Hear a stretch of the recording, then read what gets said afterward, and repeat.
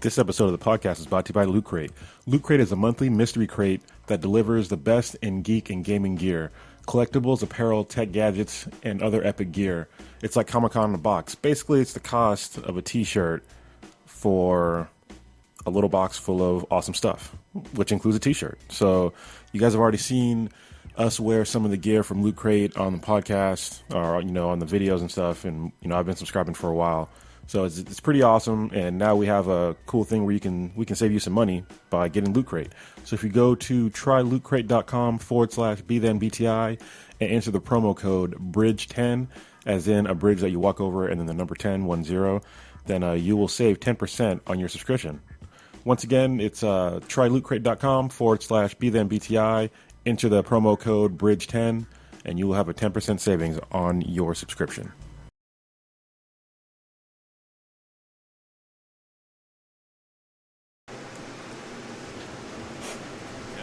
We're receiving a transmission. What is its point of origin? It's emanating from the dankest spot in the universe. But that could only be... the Infinity Base! Blacker than black times infinity is back! Oh my. Hey, this is Matt. Joe. And Becky. Hosts are pre-recorded live from the Mistake on the Lake, and you are listening to Blacker than black times infinity. There is a story so strange in its implications that it defies ordinary classification.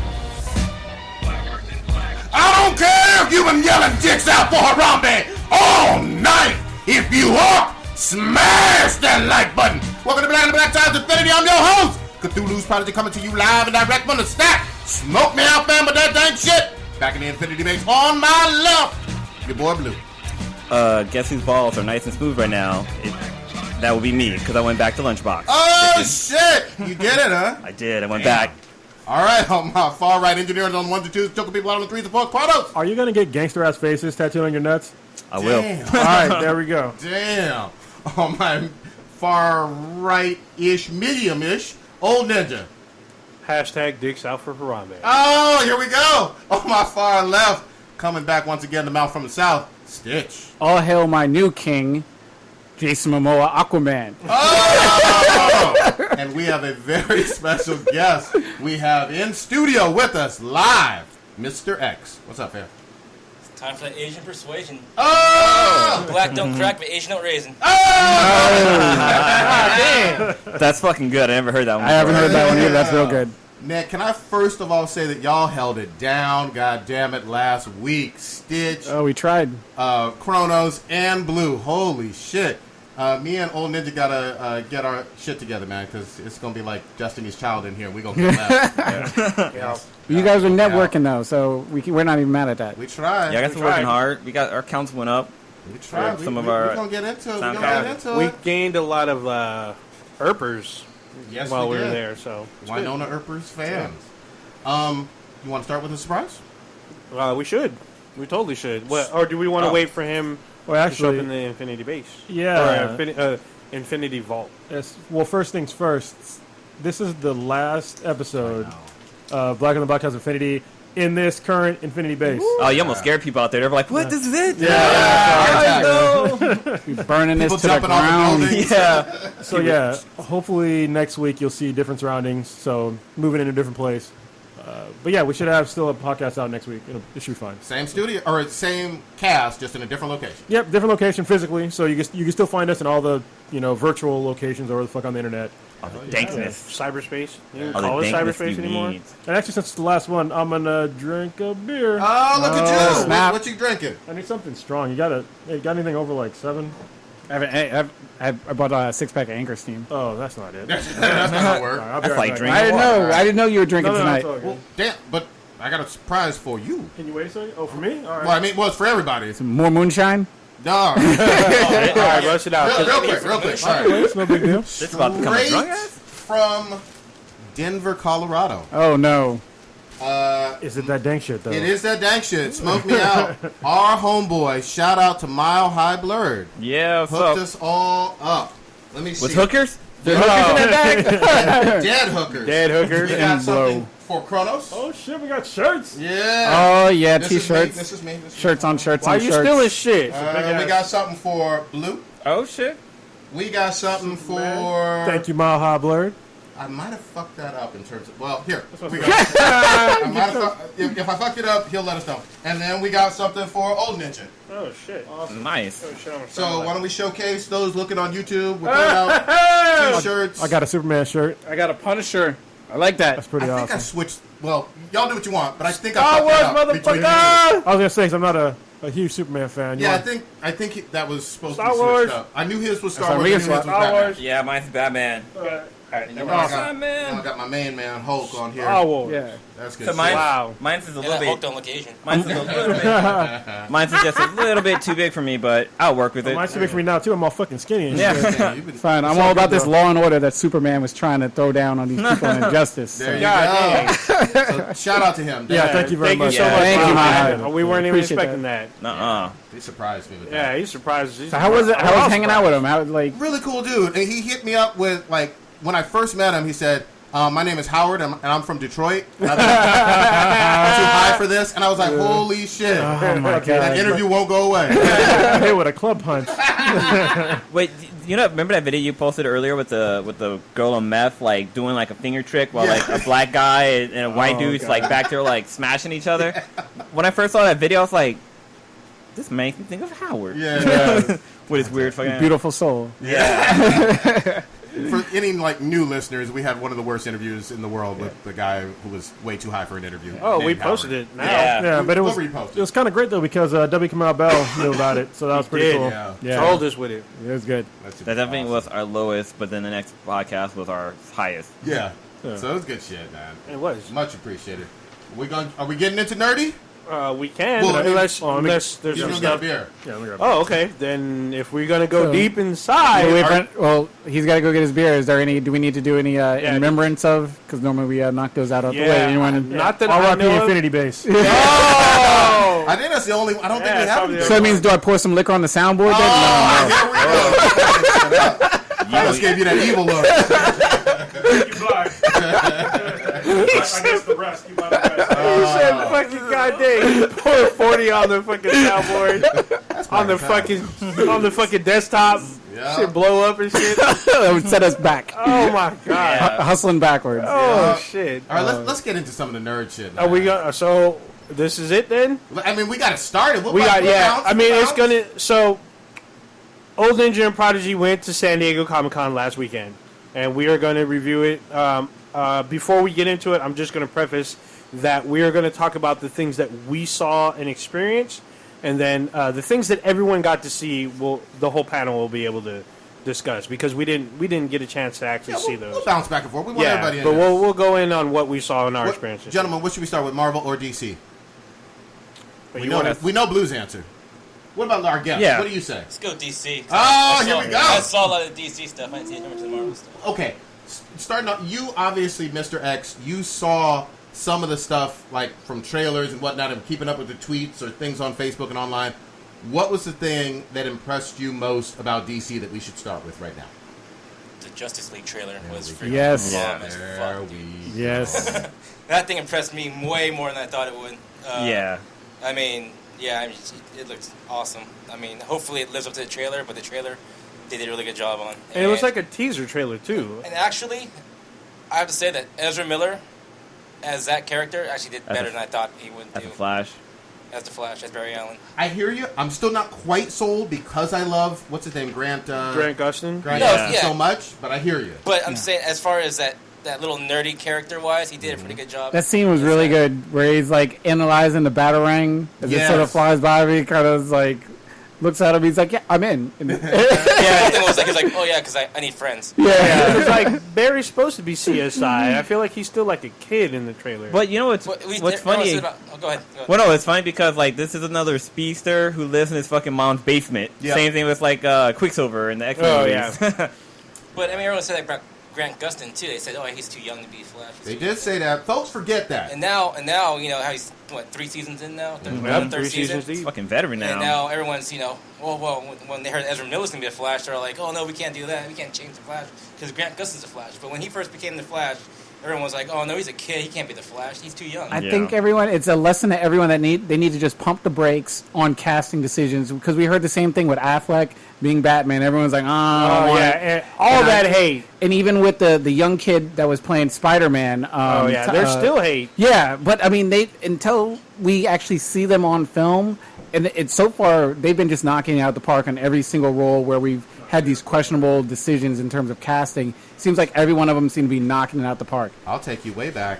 There were a lot of people who won't admit it now, but who hated on Heath Ledger as the fucking Joker. Oh yeah, because everyone was all like, "Oh, Heath Ledger, he's this Aussie dude. How's he gonna top Jack Nicholson?" Then Jack Nicholson was and then he won an Oscar, and then he died. I mean, come on, man. How dare you? Everyone just gotta remember that there's different universes when it comes to comics. Yeah, there's also different universes when it comes to movies. So you gotta, can't hold them, hand in hand and say that they're two same things or two totally different things. Yeah, but then to a counterexample, look what happened in Fantastic Four, though. Ooh. So that casting, everyone was like, "This is bullshit." Well, that's got so many problems from. Fuck that movie. Yeah, I don't think it was just the actor. It wasn't, but that's that one of them. So. Well, I was gonna say something else that people were giving shit about was the woman who's playing Wonder Woman. Like we talked about this on before the cast. So Gal Gadot, I was like, this chick is too skinny. She's not right for the role, but she fucking proved herself in Batman vs Superman. Oh, I'm and then crushing that on her. Wonder Woman trailer.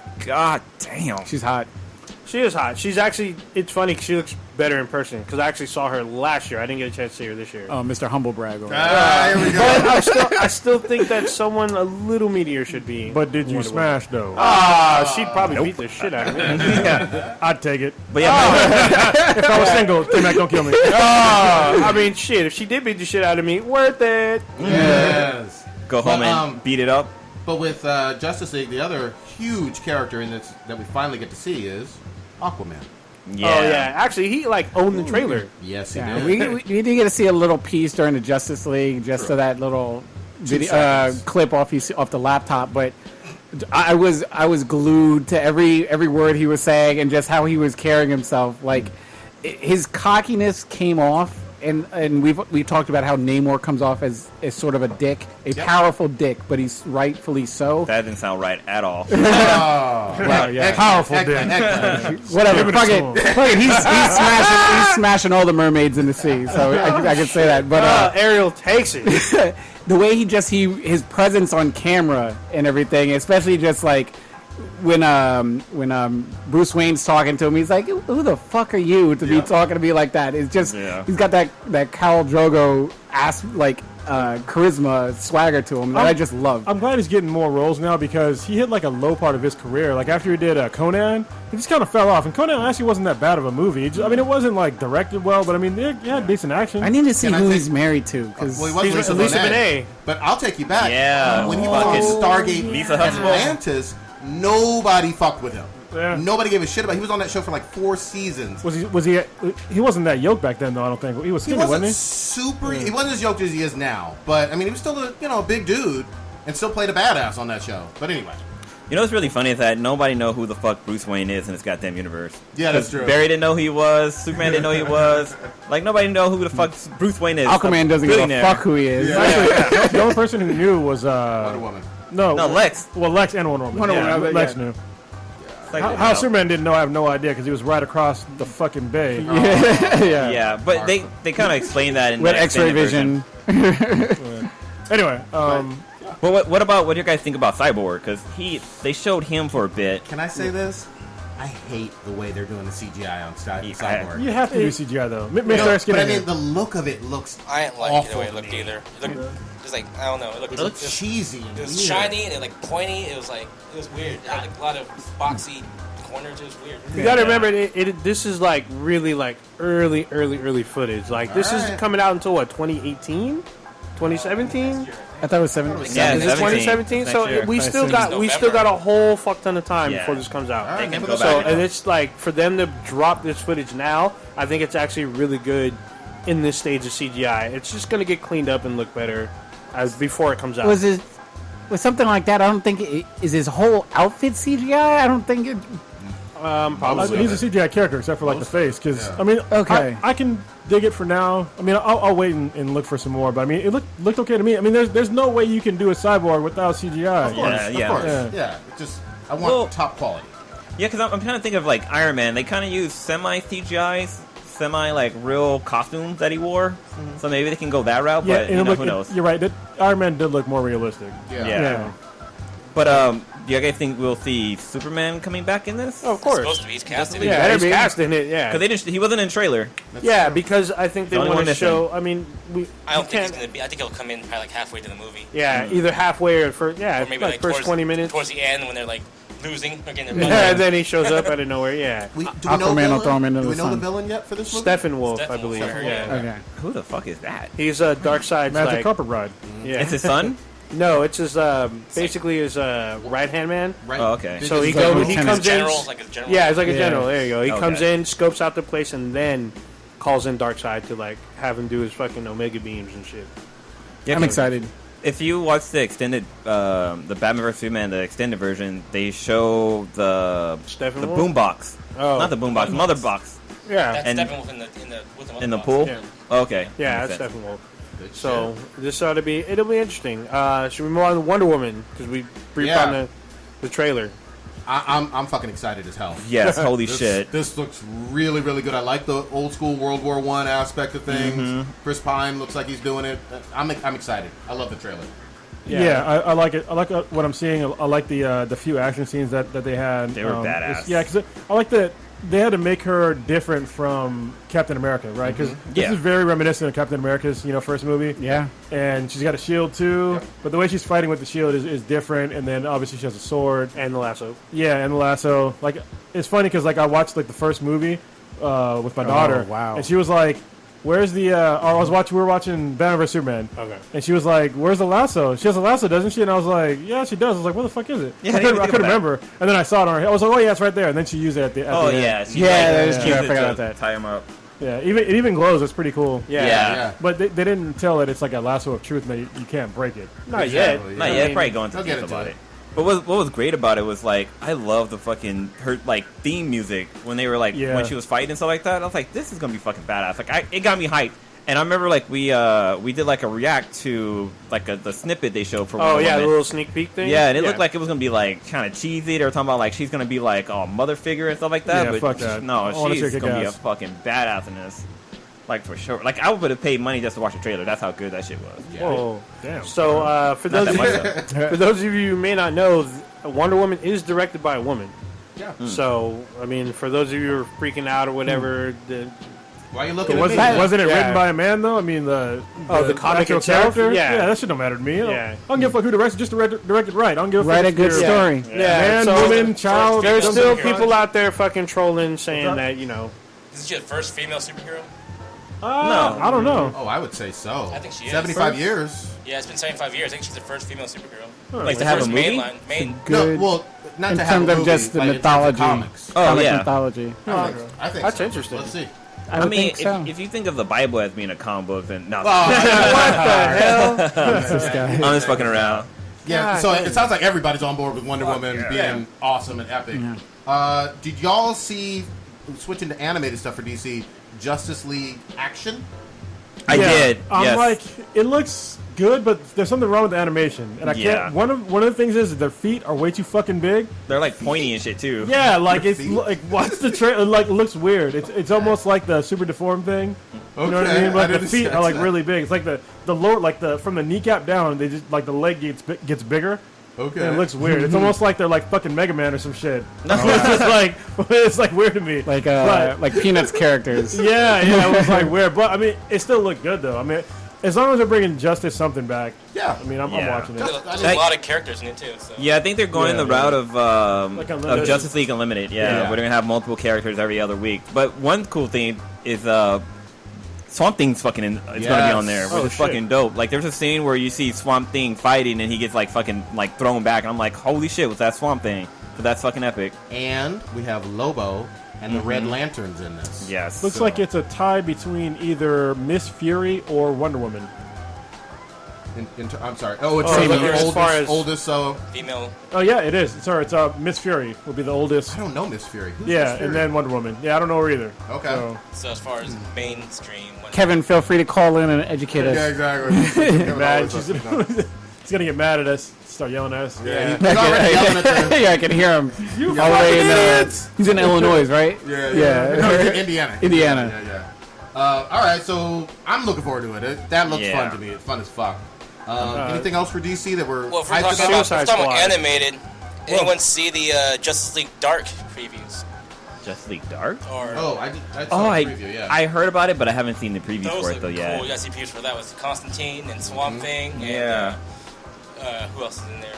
I don't know. Oh, Zartana. yeah, And yeah. then a couple of the other characters I can't think of. Is this an animated movie, It's right? an animated movie. Yeah, It's okay. After next one coming out. Hey, But- so real quick for everybody that's listening to this, if Mr. X is gonna sound weird because he's on a different mic, so sorry.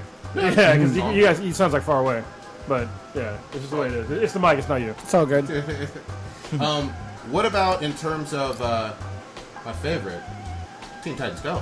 Get the fuck out of here. You went to. So wait, Panel didn't you was go? lit, though. Yeah, you I'll went have to the bring my panel. 5-year-old daughter in here to talk about that. Sorry. Hey man, that show is fucking it's the truth. I love that show. Breaking Lives. Yeah, you went to the panel though, right? Panel was fucking lit. They only let kids ask questions though. I was like, what the fuck? Oh shit! It's a kid's show. I goddammit. fucking was trying to stiff arm the little cat. Get the fuck out of my way. I got a question for the cast. You're all going up with your fucking notes and shit like that. Like, episode blah blah blah. Why they blah blah? What my blah, kid blah, wants to know is Yeah. Is Beast Boy gonna smash Raven? Oh damn. Sir, step away from the children. Yeah. Anyway. Yes. He's got to tell him trick a lot of kids. Yeah. Since we're still in the DC realm, you guys want to go into like some of the show trailers that they released? Yeah, we can talk Let's about do that. it. So I want to say one of the big ones is the fucking Flash. Oh yeah. Holy shit! Flashpoint Paradox. Kronos is snoring though already. What happened? I was gonna say, based on what I've been sort of seeing, I think we've seen it a couple episodes. Hold on. You got an announcement? I've watched 2 episodes. Oh! And they were fucking awful. you say I'm just kidding. Yeah, They were pretty good. I just got to make time for it. You know what I mean? Yeah.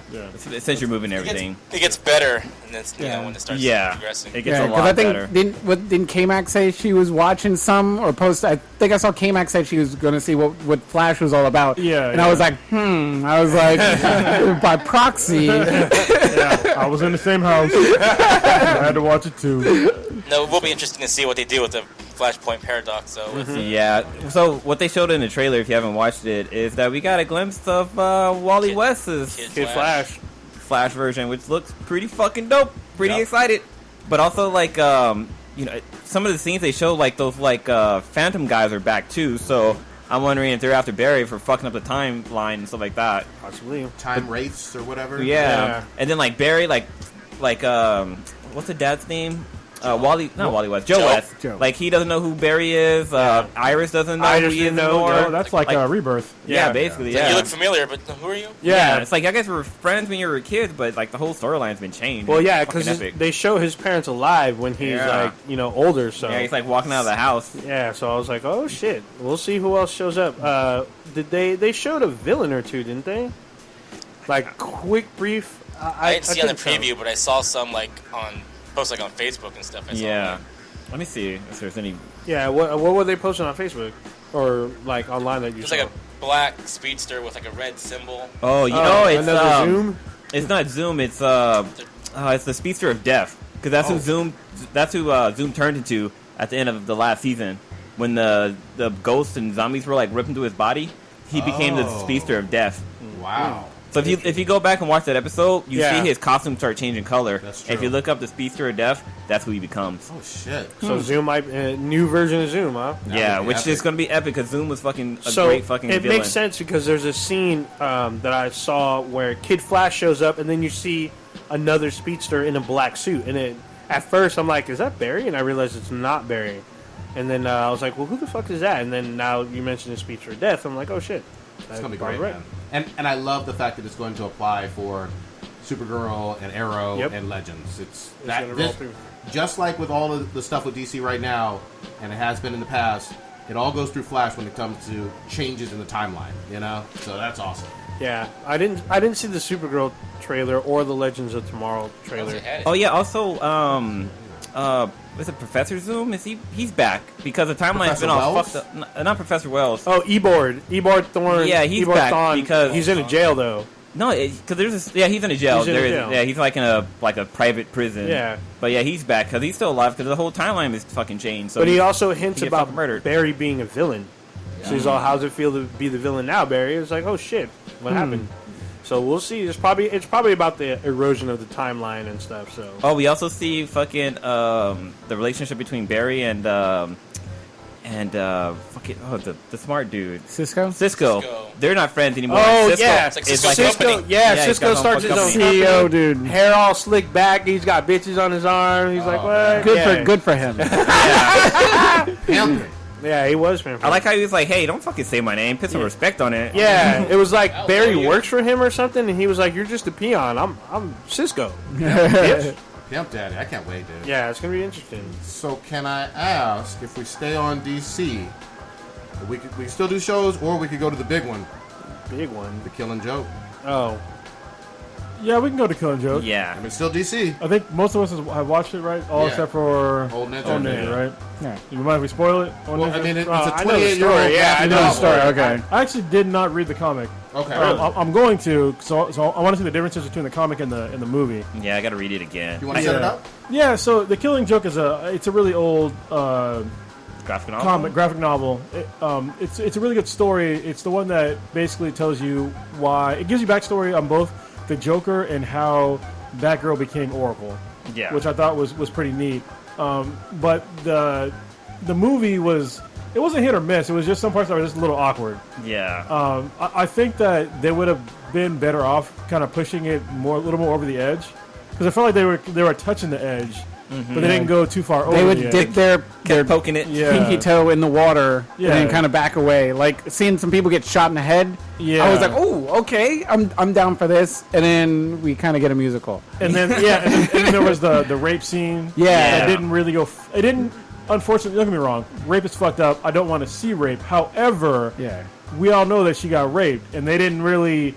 When it happened, it wasn't really.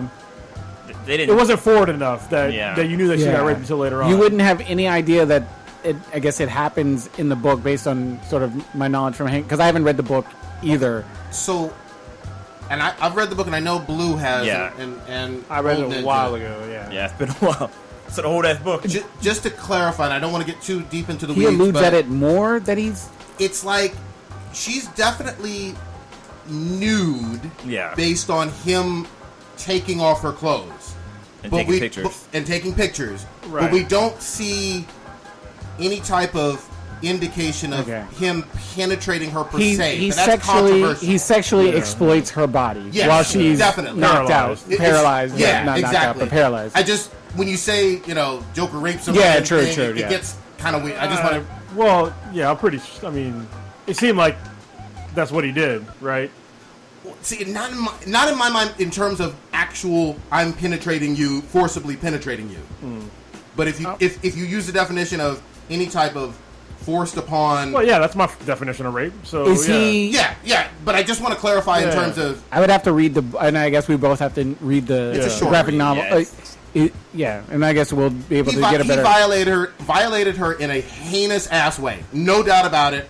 I just am not completely convinced it was him penetrating her as well. I see. So she was sexually assaulted in some way. Yeah, We don't know that. absolutely. Okay. That she was raped in any way, but he was. When you're nude and someone's taking photos of you, that's a sexual assault too. yeah. Yeah, Okay, she can't yeah. move and shit. So Okay. Yeah. the whole scene was fucked up. It So was. wait, Yeah. in the comics, I can't remember in the comics. Did Joker know that she was Batgirl, or was it just coincidence? I can't remember if he knew or not. I don't know if they think clarified that that. he was basically basing it off just getting Just back getting at Commissioner Gordon. Yeah, okay. Because I wasn't sure. I was don't like, think that it was. I I, felt don't like know if he he knows. knew she was Batgirl. But then again, it's I thought he so knew much shit that I've read. she was Gordon's daughter. Yeah, he knew that for certain. Yeah, and I don't know about the that. Batgirl. I think that's why he kidnapped Gordon and is trying to get back at Gordon for all that. My sort of question, being I guess sort of a Batman novice, the whole beginning part of the Killing Joke with the Paris Frances dude or whatever, was that just to show the relationship that I guess Batman and Batgirl had, because it ultimately culminates to them having sex. She took that bad dick. And I wanted He entered her back game. Batgirl needs to be wearing some grown up underwear. I'm just saying. Yeah. Wait, she was wearing grown-up underwear. Like, the was next some- scene where she's in the bathroom, she had on some, like, granny panties. She wasn't wearing, like, a thong. No, I'm saying she should be wearing a thong. okay. Batgirl needs to be wearing some thongs, some lace, some satin. So God damn. the whole first third of the movie isn't in the graphic novel. No, I was Okay. wondering that too. It's not in there. That was Nothing just with Paris France. Basically, that was just everything to you show see- that they slept together at one point, or It wasn't in the graphic Yeah, novel. it's not in the novel. It's not in the graphic novel. They added backstory to this graphic novel adaptation. so in the comics. Yes. they have relations? They've had Smash. in the They've comics. smashed before, But not not- necessarily in Not that. in this Yes, book. comic. Not in this storyline. Not in that. Okay, Batman hit it before Dick I was did. about to say before Drake. Bruce Wayne. I was like, Well, I mean, technically, That's yeah. a different storyline, though. I mean, Yeah, that's a different storyline. So if you watch Batman Beyond, Return of the Joker, they allude to that Batgirl and Bruce Wayne had a thing. Batman Beyond was a really good show. Yeah, it was. Yeah. But then the Return of the Joker was really fucking good. If you haven't seen that. Yeah, it was. That was with Tim Drake, right? Yeah. Getting tortured. That was a torture one with him and the Joker? Yeah. And that's one of the ones that people want to pretend, because people don't read comics, and they get mad about the Batgirl and the Joker with that cover, but it's like they totally forget that Tim Drake and Jason Todd, they both got fucking tortured for a long ass time and killed by the Joker, or quote unquote killed. So, but at least tortured. so people, I remember the controversy about the cover, Variant cover, but yeah. the variant cover, and so, I mean, they were. I guess I like I said before, I need to go back and I actually read the book to elude what's in it, because basically, I mean, the cover doesn't really do. that's the killing the family. She's okay, I'll say this. She's a beloved character for some, and a lot of people want to erase that history, and without that history, you don't get Oracle. I'm sorry, you just don't. Yeah. There's a lot of people. Most heroes have some fucked up story. That's what people like. Heroes. Actually, you know what's funny is I was talking to Chris at the comic shop about this, because we were talking about Faith, the fat superhero. I was just like, I don't like having overweight superheroes because it shows a lack of discipline. And he was bringing up the point, well, a lot of heroes are flawed. That's true. However, they're not flawed in such a way that makes you like average. You know what I mean? You can't be a hero looking average. I can't believe that somebody that's overweight would be effective in a fight. And so those kind of flaws that are that obvious, like most people aren't going to fucking tolerate. But like internal flaws, people are willing to tolerate, because it shows that even though you're at a hero status, you're still flawed as a human. I agree with that. I was trying to run through a Yeah, gauntlet it's of been a while. but I agree, because I mean I'm like Spider-Man's flawed in his social. When he's not in his uniform, it's very, very awkward in social issues, but that's internal. Right. But it makes it more relatable for people. Exactly. Yeah. It's not like in terms of like physical discipline and Yes, they're very diligent about being a fucking hero, and Yeah. part of that discipline is being physically but that's that's being fit. very different than actually being paralyzed. Yeah. Yes. Yeah. Yes. But remember, Okay. with Faith, though, that was all completely intentional. They wanted to prove a point, the writers of Faith, that, you can have a fat, flying superhero woman. That's what they wanted to do. Yeah, but you can't. I mean, I know. I'm not in favor of it. I think it was shit.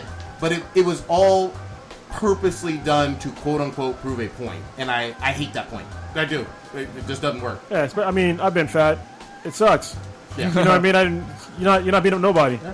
you know what I mean? Let's encourage it. Let's encourage comic readers to... Unless you're MODOK, right? I mean, MODOK, he's all head. Oh, that sounded good. You know what I just realized? This is episode 69. Oh. Holy shit, that's fucking awesome. Yeah. There we go. I'm sorry. It's a great number to put out the Infinity Base to bed. Yeah. Infinity Base 1.0. Hold on, wait. So we got? Ma High Blerd just said that the Faith comic is one of Valiant's highest selling comics. That's interesting, because when I was talking to Chris about it, he said they don't sell very many of them. But I was going to ask about that. If that's true, I mean, It's interesting. I guess, but I'm not a fan. I might. It's funny because Chris was talking all that stuff about it, right? And I was just like, okay, but have you read it? And he was like, no, I haven't read it. I was like, all right, if you read it and you tell me it's good, then I'll read it. He's like, but people told me it's good. I was like, no, I don't give a fuck about other people. I was like, I trust your opinions. You read that shit, and then you come to me and tell me it's good, I'll fucking read it. It's pretty telling that he hasn't read it, actually. Yeah. So and I don't think it's in the top 100, because we were well, talking about that was last month. So, yeah, we were talking about it ain't in the that. top 100. No. Sorry. But that comic's been out for a minute, though. Fuck that it's comic. been a few So, months. from my understanding, Faith starts out as an ordinary woman who's, a BBW, and then she's bestowed powers later on. I know what BBW means, but yeah, most people that don't frequent Pornhub. I know. I was just on Prodigy's laptop okay. and going through, but SBBW. That's too far. Yeah. BBW is okay, but SBBW. So BBW stands for big beautiful woman, or in some cases a big beach whale, because some of y'all are really bigger than what you really say. But anyway, but yeah, from what I understand, Faith got her powers bestowed on her as an adult, and she's already, fairly large woman. What's your thoughts, Mr. X, on an overweight superhero? I guess I have never read the comic. I'm not familiar with that comic at all. What about the concept? The concept, I don't think I like that concept, because I think as me growing up, watching superheroes is something I like thrive to be. You thrive to be that physical fit. Yeah. Like when you look at like workout magazines or whatever, it says like superhero body or superhero, because that's what people are trying to be. People are trying to be Superman or Batman or Spider-Man physically. I mean, we're not necessarily going to get that way, but something to look. You don't want kids to try to be just settle overweight. Yeah, I agree. I mean, I'm not hating on people that are overweight. I'm just saying I don't want my kids to thrive to be overweight, or look up to someone that's in that aspect because of that, I want to hear from someone who's really read it at some point. It might be a homework assignment. I don't know have to anybody. do. Yeah, that's right. It'd be hard. I'm willing to sitting do on their it. couch ordering the magazines. Yeah, no shit, eating pizza and shit. Oh, so Comixology is pushing the Valiant comic. Yeah, see, I think that's just it's one of those PR fucking schemes. They're just trying to push it down your throat to accept something that's not acceptable for a lot of people. They're just like, here, read it. But I mean, people don't want to fucking read it because it doesn't seem that interesting to most folks. Yeah. But yeah, if anybody's listening to this that actually reads Faith, if it's good, if it's good or bad, let us know your opinion on the actual comic. How long has it been out? It's been out for a while. There's actually a trade out now. There's actually a second series that's going on now. I remember us talking about it. How did she get her powers? We don't know. Nobody reads that shit. Radioactive turkey wing. Through the power of diabetes. Oh. So I guess let me grab bad insulin shot. Grab the steering wheel back on the Killing Joke. Yeah. We need to touch.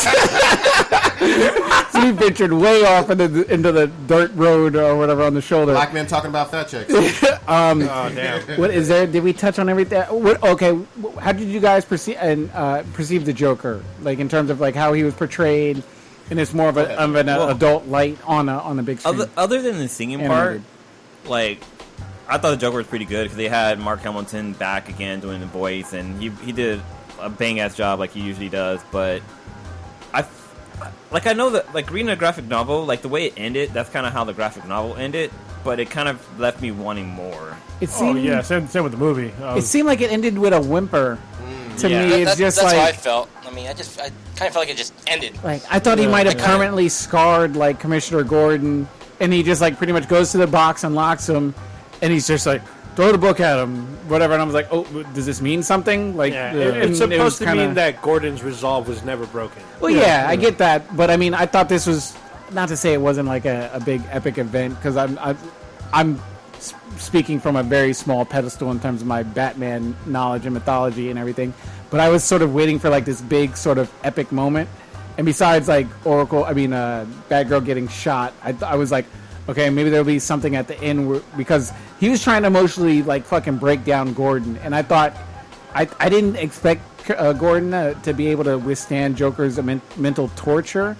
So it kind of threw me for a loop. I'm like, oh, okay, that's it. Like, actually, it was instant. You know what's funny? I'm going to say it right now on the podcast. Mask of the Phantasm was way better than The Killing Joke. Oh, yeah. Really? Okay. Yeah, for me, it was way better. Wow. Yeah. From what I can remember as a kid, I have to go watch it again. I haven't seen it in a long time, but Mask of the Phantasm was fucking great.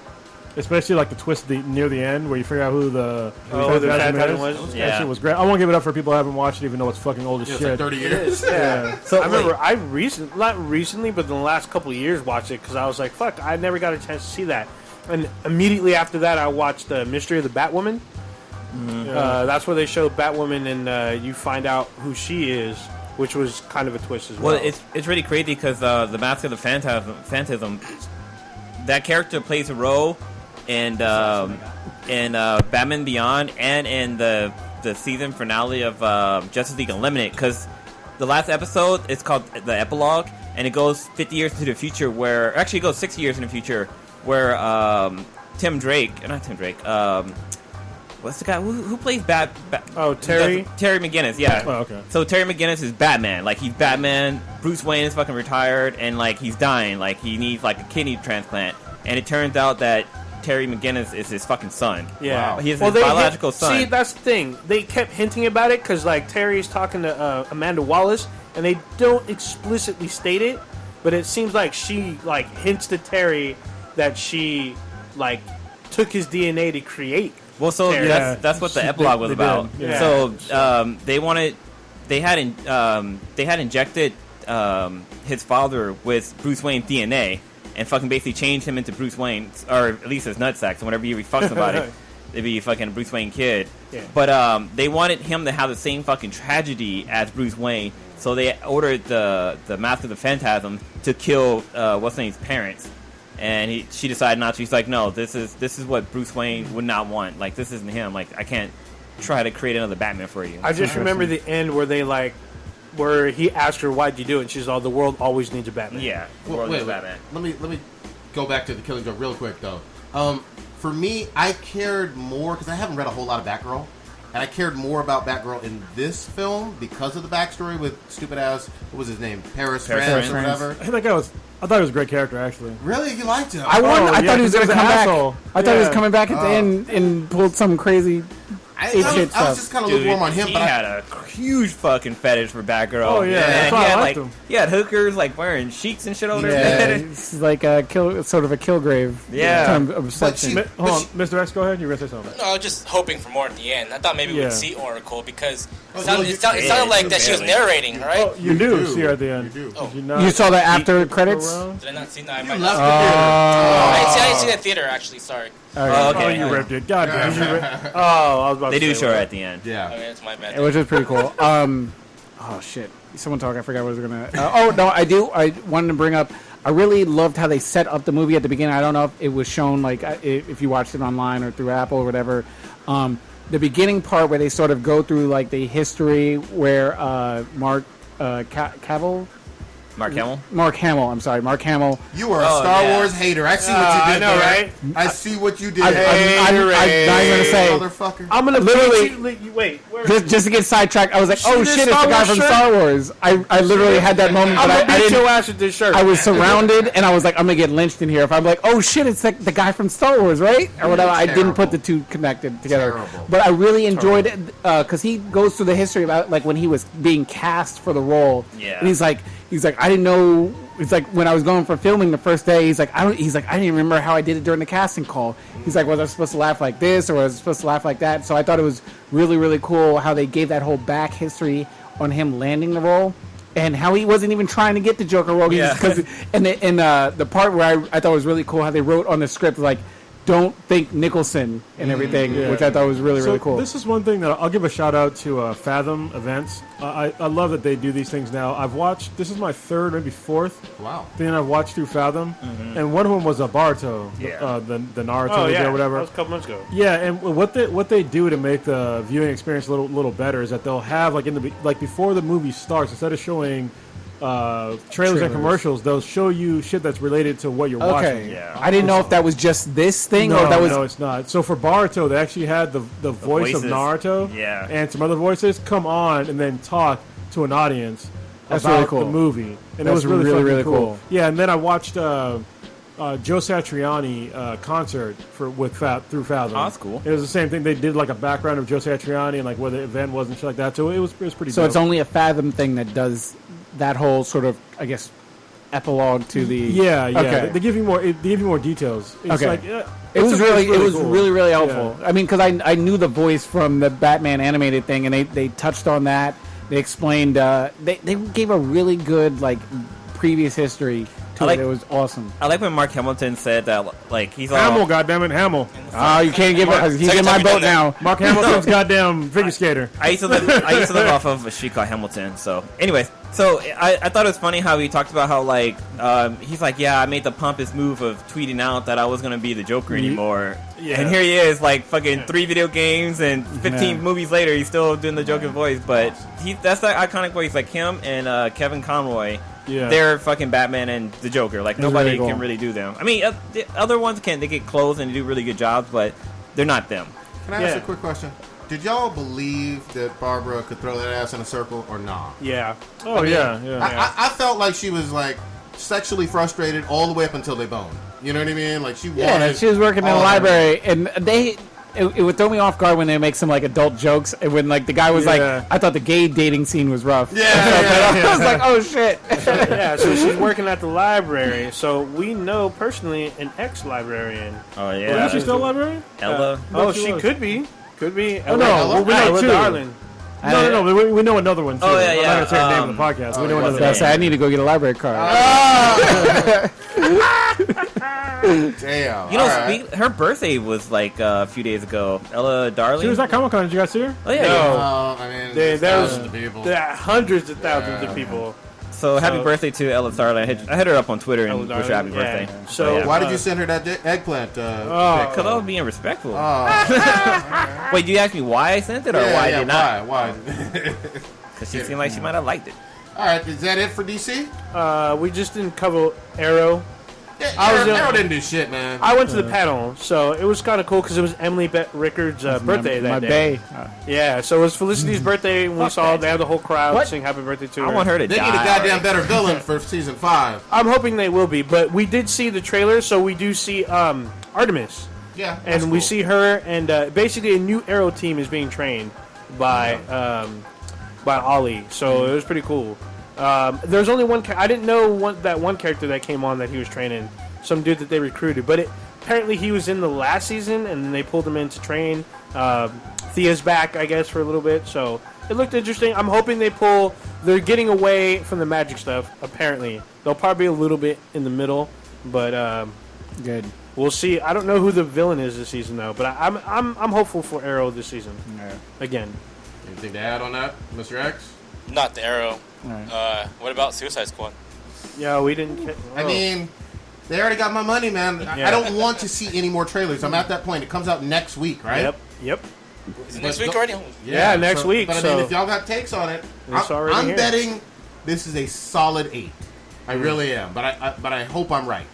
You know what never gets old to me right now? This is kind of off topic. What? But the fact that celebrities actually like our tweets.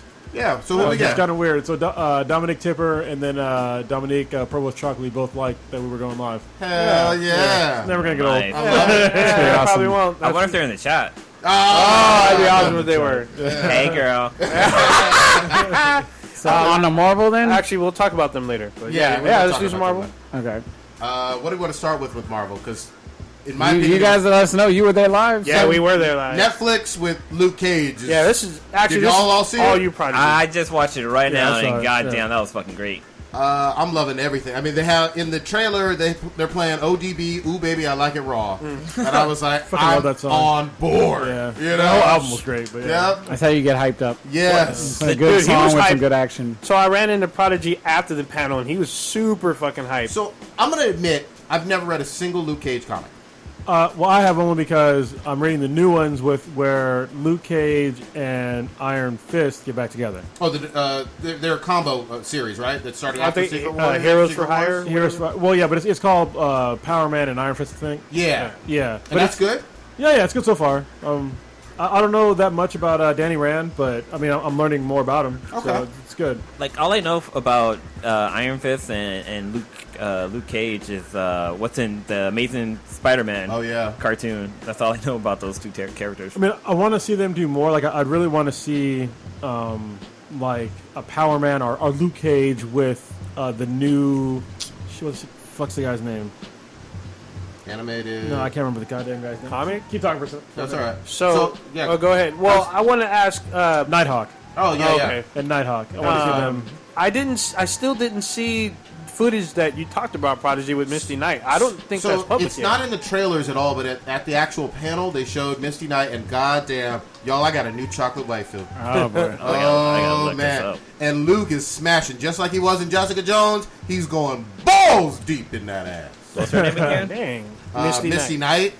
And I haven't read any of her. I'm not familiar. I'll try to read up before. I think it debuts on September 30th. September 30th, yeah. So I believe that you saw footage that nobody else saw at Comic Con. I'm hyped, and I wasn't enthusiastic before seeing these. Really? Is she going to be the new Iron Man, or is...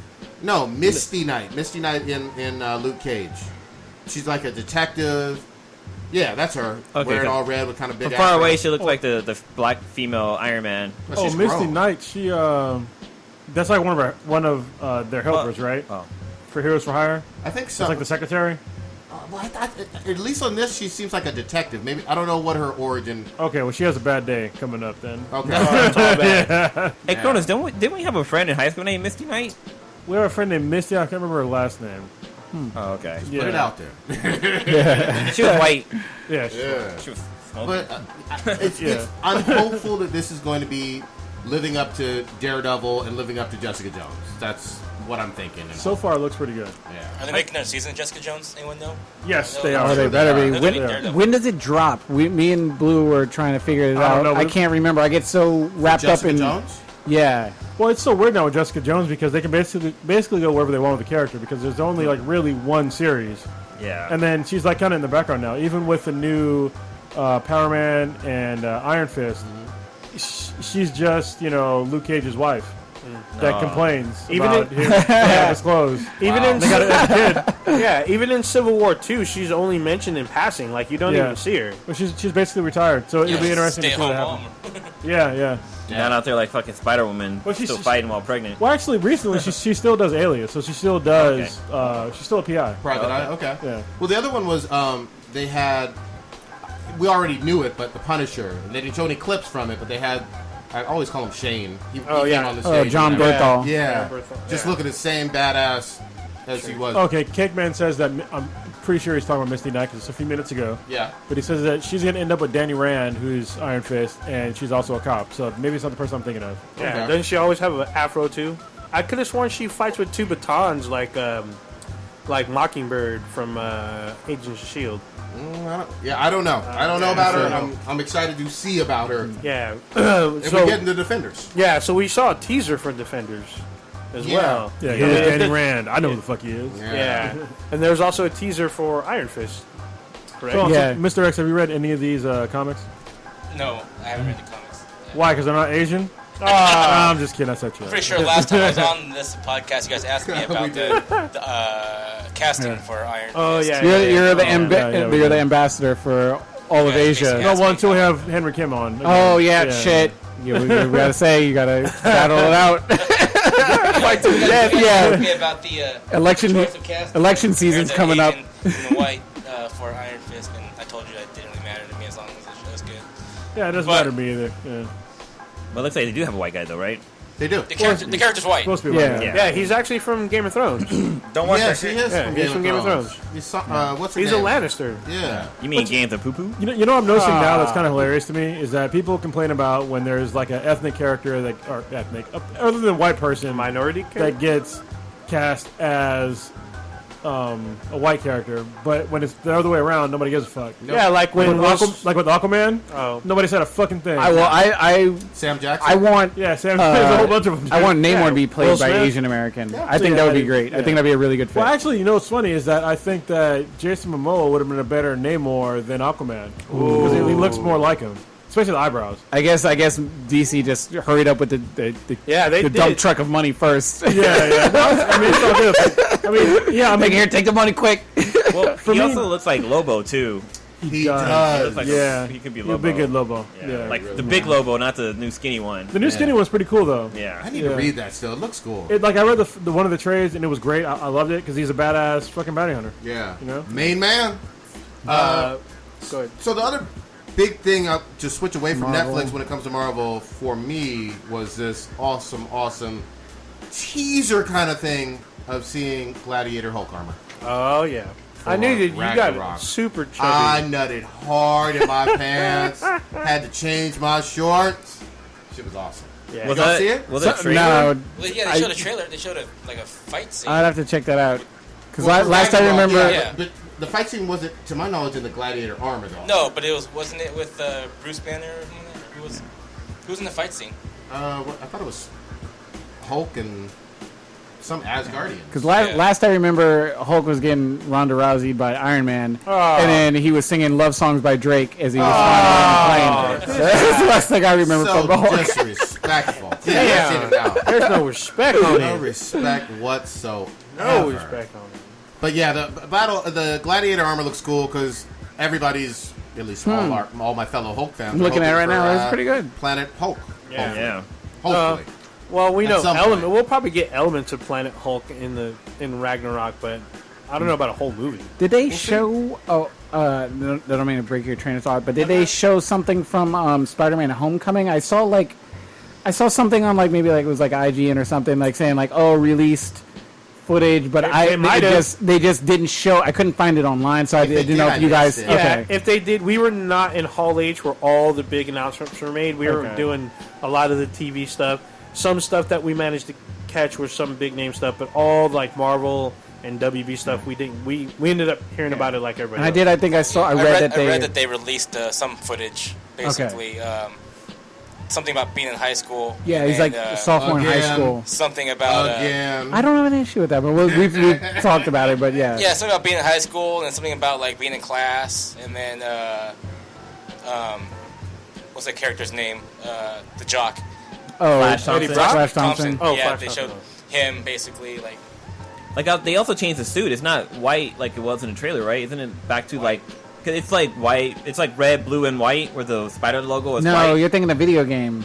The video game. Oh, the shit, video it was game the had video game. the video game had the white thing. That video game trailer was really good though. Oh yeah, I am I'll be there. crushing on that. Remember the old PS2 game that they had? Where it was Yes. God damn, it was some of the best Wait, games was it ever. the Ultimate Spider-Man? No, it was before that. it Even was the first one it was, was Spider-Man. super It was good. just Spider-Man. It 2. was the first one you could actually do some web slinging around some New York. Is that the one where at the end you have to fight Carnage and his minions? Because I had it on the No, that's Web of N64. Shadows. Was that Web of Shadows? Yeah. I had one on. It was by Neversoft, and it was on the N64. That was super fucking. It was good. some polygon type. It was polygon, but graphics. it had a good fucking story No, it was and good. good fucking gameplay. I was like, holy shit, this is a pretty good Yeah, fucking it was Spider-Man fun. game.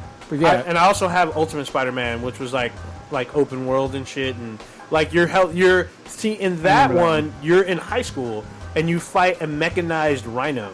Yeah. So I was like, and he was hard as fuck because you have to chase him through the city. You So I know, was like, somebody in the Black Nerd group posted up. They posted up a picture of all the people who play Spider-Man, and they pretty much was like, "What if they do like a multiverse Spider-Man, where you have the first Spider-Man come into the movie, you have the guy who played in the second one, like the Treff, whatever. You have them in there. You have Gwen Stacy coming in, and she be a Spider-Man, and just have them all work together to fucking fight some shit. that would be pretty interesting. But I think they cartoon. just burned too many bridges. Bridges 10 are code for This episode is brought to you by Liquid. Hey, you said none of these in the middle. I didn't mean to do it. I was just reminding people. But if you want to get a Loot Crate, try lootcrate.com /BTI. Promo code Loot Crate 10. You save 10% on a new subscription. You mean promo code Bridge 10. No, but Promo code Bridge I just 10. do think the way that some of the Spider-Man casting decisions ended, it kind of. I don't know if those characters would be open to Hell no. coming back, and yeah, They're not It doing would be cool if they did. it would be yeah, cool. Ideally, in a perfect world, that would be pretty cool. Wouldn't love to see Emma be Spider-Gwen. Yeah. That'd be I love me some Emma Stone. I just haven't read any Spider-Gwen. It's actually I pretty haven't good. either, but- I have the series, so yeah. Okay, I not have bad. to borrow it. Yeah. I always see it, and people love it. People go hard. Yeah. on The it. artistry is really good, and then the actual suit that she has is really good. Especially when what's her name? Where is it? What's that girl's name? Ivy Doom Kitty. Oh, Damn. But she looks great and everything. So, Yeah, we saw her running around with a Koopa cosplay. Yeah, It was she was like- doing the King gorgeous. Koopa. Yeah. Yeah.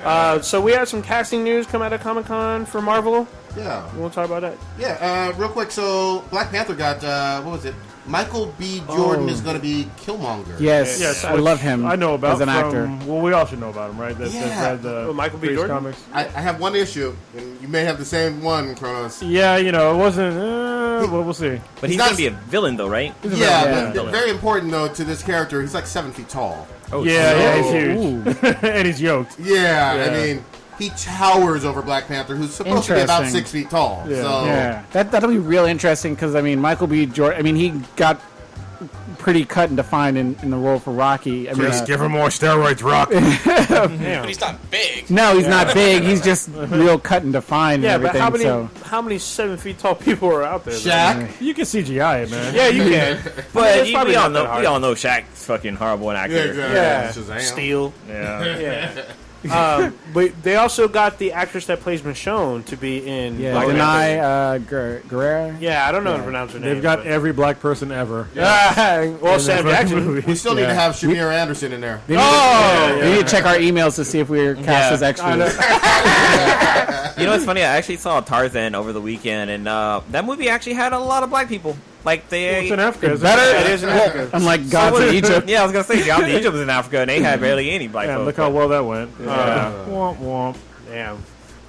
So yeah, and then we had the big casting news is from Marvel is Brie Larson as Captain Marvel. When that dropped, people fucking just lost their minds. See, Ronda almost. Rousey loses one fight. Oh, damn. So I saw. So when the news dropped, the first thing I see is Stitch hating fucking hard on Ronda Rousey. I just thought it was because I said it at the time. I was like, I would much rather have an actress play the role of a Marvel lead character. I mean, I just thought that's sort of common sense. This woman has won an Academy Award, I believe. Yeah, She she's has. an She won award-winning last year. actress. Yeah. Yep. Wait, who is she? It's like Brie that's Larson. like She's actually really pretty. It'd be like me And saying she's like got I a- want Adrian Peterson to play Black Panther. Like Oh! like no, like yeah. Have me play Visually, Black it might Panther. be cool to see, but like I need somebody that can like act and everything. I'd be like, rawr. Yeah, not just done episodes of like Entourage and everything. So, I mean, based on I did a little bit of. Well, I mean, hold on. You say that, but there's been people that have. I understand that it's rare, but I mean, The Rock used to be just that wrestler guy. Yeah. And there's been other people that have transferred over. Yeah, I would have to go through his like film biography to determine like how he worked his way up. Worked his way up. He did Tooth Fairy. Yeah. You got to remember He that. did Tooth Fairy. Yeah, but you got to remember wrestling is still like acting, kind of, but with a lot more physicality. So he's had probably more training than Ronda Rousey did. So it's porn. Well, no, they don't train to act in wrestling. They just basically you take your personality and you amp it up to 10, and that's what you do. Yeah, but you gotta have a stage. No, they presence. have people that talk to him in the back and be like, "This is what you're gonna do. This is how you're gonna do it." Yeah, because then because it's what's like his a face? soap opera. Freddie Prinze Jr. He was doing that. Oh, yeah. He worked for WWE and he was like he a the guy in the writer? back. That would be a like, good trivia question. If somebody in the Infinity chat group could tell us what The Rock's first acting role was, that'd be really interesting to see. Well, he played a gay guy, so in one movie, like Get Shorty, he played a gay guy, a gay hairdresser, I think. Okay. That was the movie. Oh, so Get Shorty's a sequel to the movie Be Cool. Yeah. Wait, are we liking Brie Larson or nah? Yes, I didn't hear that. Yes, I'm loving Brie Larson. I never seen her ever work, so I officially give her the hashtag White Girls of the Future. What movie did she win? She won an Oscar for Best Actress in a Lead Role. Yeah, it was a lead or supporting. I thought it was lead. She ain't got no donk. I'm looking at pics right now.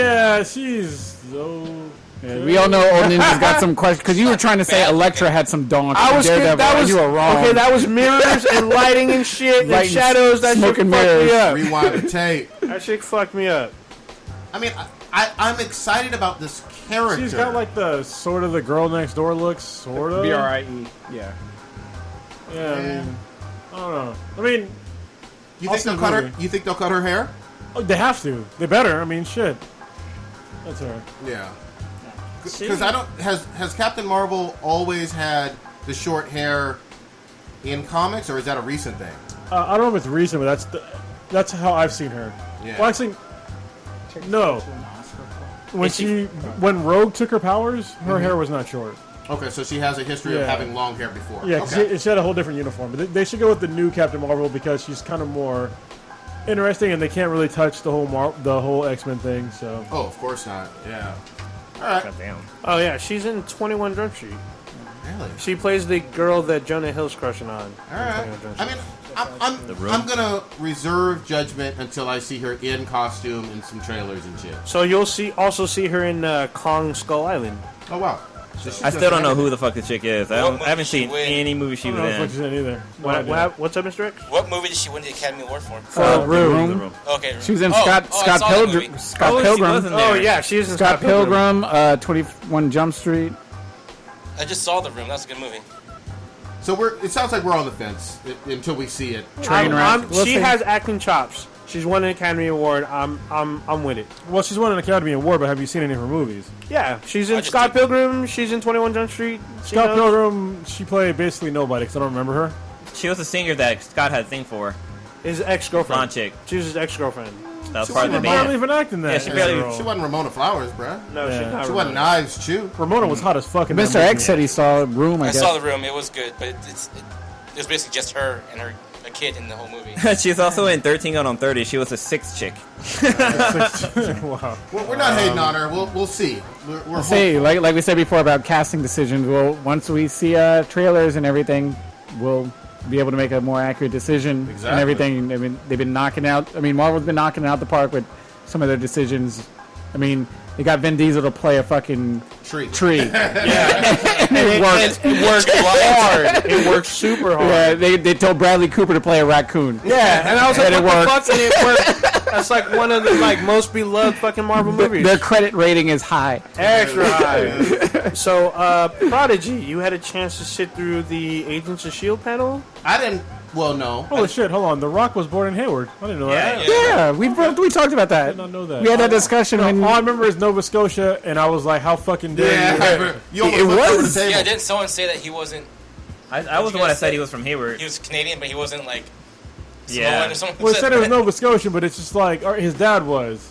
And it's just like he's still black and Samoan. Yeah, but So, yeah, anyway, he's like not black down and that some road. national. Oh yeah. Let's get back on comics. Comic-Con. Back to the con. So your shitty ass motherfucking Agents of S.H.I.E.L.D. had an announcement that was kind of big, and I'll let you reveal it. So they were showing it for a while in San Diego. They painted their transit trains with it, but the Chains from Hell. So the Ghost Rider is coming to Agents of S.H.I.E.L.D. And they're not using the Johnny Blaze one. They're using the what's his name? yeah, the Mexican one, right? Which I yeah. have the comic, but I haven't read yet because Trad Moore was the artist. Which, thank you, Jonathan Cholula, who showed me that. I haven't read it yet, though. Okay. And now it's packed up because I got to move. Yeah. So I don't know who this dude is. I know the Johnny Blaze version, but I don't know this new dude. But Yes. He go has ahead. a car, right? Yeah, no motorcycle from what I saw. Yeah, he has a car. All right. Yeah. So did they show a trailer? Did you see? You see little snippets? I don't ever fuck with Agents of S.H.I.E.L.D. Fuck that show. So Prodigy says that now on the show, but on the low, he was like, I might have to check this out. No, you got to read Secret Warriors, man. Oh, yeah, I haven't read Secret Warriors. Yeah. So I'm just going off of what the show was. I mean, I'm excited for them. I'm glad they got a big, known character, though, you know? I mean, but the thing is, they should have had done that. I mean, they have the property. They brought in characters from the films onto the show, even though they weren't, super, super huge. They were kind of recognizable, and I don't know. There's just things that Marvel owns both. I mean, Disney owns both Marvel and ABC. They could have made shit work. So But I you just keep feel on like shit watching. I those, do don't you? because It did get better, like I said, when Bill Paxton got on, and they have the power to make it whatever they want it to be. So it's not canceled. So instead They lost me canceled- his whole last season, though. Yeah. they did. Because you respect your time. You don't shit watch things. I watched it, but it took me a while. Like, it was on my DVR for maybe minute, months before I actually started watching it. And I only watched it because I was curious. Yeah. So unlike Agent Carter, I fucking love the shit out of that, and that got canceled. So who knows? Hopefully Netflix will come in and swoop that up, but I don't see it in the foreseeable future. All right, so this is gonna be Well, like she's going to be on a new show. She is on a Agent new Carter show. lady. She is on a new show. Haley Atwell. So this is gonna be like a 2-part podcast. So the first part, are we gonna talk about more Comic-Con stuff because we haven't they'll. Yes. Okay. There's still more to go. All right. Yeah. So go back on The Rock. His first major movie was The Mummy Returns. I think you guys all remember that. Which He was- one? The Mummy Returns. He's the No, Scorpion King. it actually was not. That's his first It major was- movie. Well, it was. Oh, you're right. First major movie was. There's a movie called Long Shot. Was that major? I don't even I don't know. even remember that. Beyond the Mat, which I actually watched. He was in that. Okay. Well, it Well, was those like are like a those WWE documentary. productions. Yeah, we're talking about like wrestling movies. He's in Forgot a about lot of that. stuff before What's that. the one where it's like Walking Tall? Was that was Walking Tall. That was after? Mummy Okay. Returns. That was a good movie. That was a remake too. Because he had Scorpion King too. He did. Okay. So he's got a few. Wait, wasn't he also in that movie called The Rock? No, No, he was not in The Rock. That's Sean Connery. Sean Connery and what's the other guy's name? Nick Nicolas Cage. He, yeah. didn't play the prison, right? Oh Lord. God damn. He's a All right. Canadian and Sean U.S. citizen. Connery fucking all the fine bitches. This motherfucker can't run for president. He will backhand bitches too, though. Like, Oh, he talks about it. Yeah. Did you watch the interview with what's her Barbara name? Walters or Yeah. something? He's basically like, I'll slap you, bitch. Ah. Every now and again, you gotta, slap him. Let him know who's boss. Yep, and she shut the fuck up too. Yes, because she knew this motherfucker might slap you right now. We're on the Last Dragon. Yeah, try to catch him slipping. He was like, "Bitch, I'm old school. I will slap you right now on national television." Yep. I was like, A "Damn." white-eyed Turner. God. All right, real quick. So let's switch on some sci-fi shit, man. Big announcements for Wynonna Earp, who we fuck with very heavy. They're Yes, shout out to Dominique Provost Chalkley and Shamir Anderson for being on the podcast. Thank you very much. Hell yeah. We got a season 2 coming, and it was Yep. announced at Comic-Con. It sure was. They got the call. They actually tweeted out the video when they got the call from the series creator, and they were at dinner and they got the call about it. It's actually pretty cool. You can actually, I think, retweeted it. I think we might have, but you can check. So Prodigy and I, we got to see them first at the Geek and Sundry panel, and Earpers came out in full force. Yeah, they call themselves Earpers with the Wynonna Earp followers, and we got a chance to see Dominique, Provost Chalkley, and Shamir, and they kind of recognized us. They're hey because they saw us in the video feed, so they kind of knew what me and Prodigy looked like, and we were yelling at them. Are you guys rocking the shirts? No, we weren't that day. It was super fucking hot and Oh, humid. makes sense. Why Because y'all the shirts are making black. excuses? It's hot. It was hot as fuck today here. And now we're sitting in fucking air conditioning. Yeah. Yeah, it was super fucked up. What would your ancestors have said in this? This motherfucker. Nothing in English.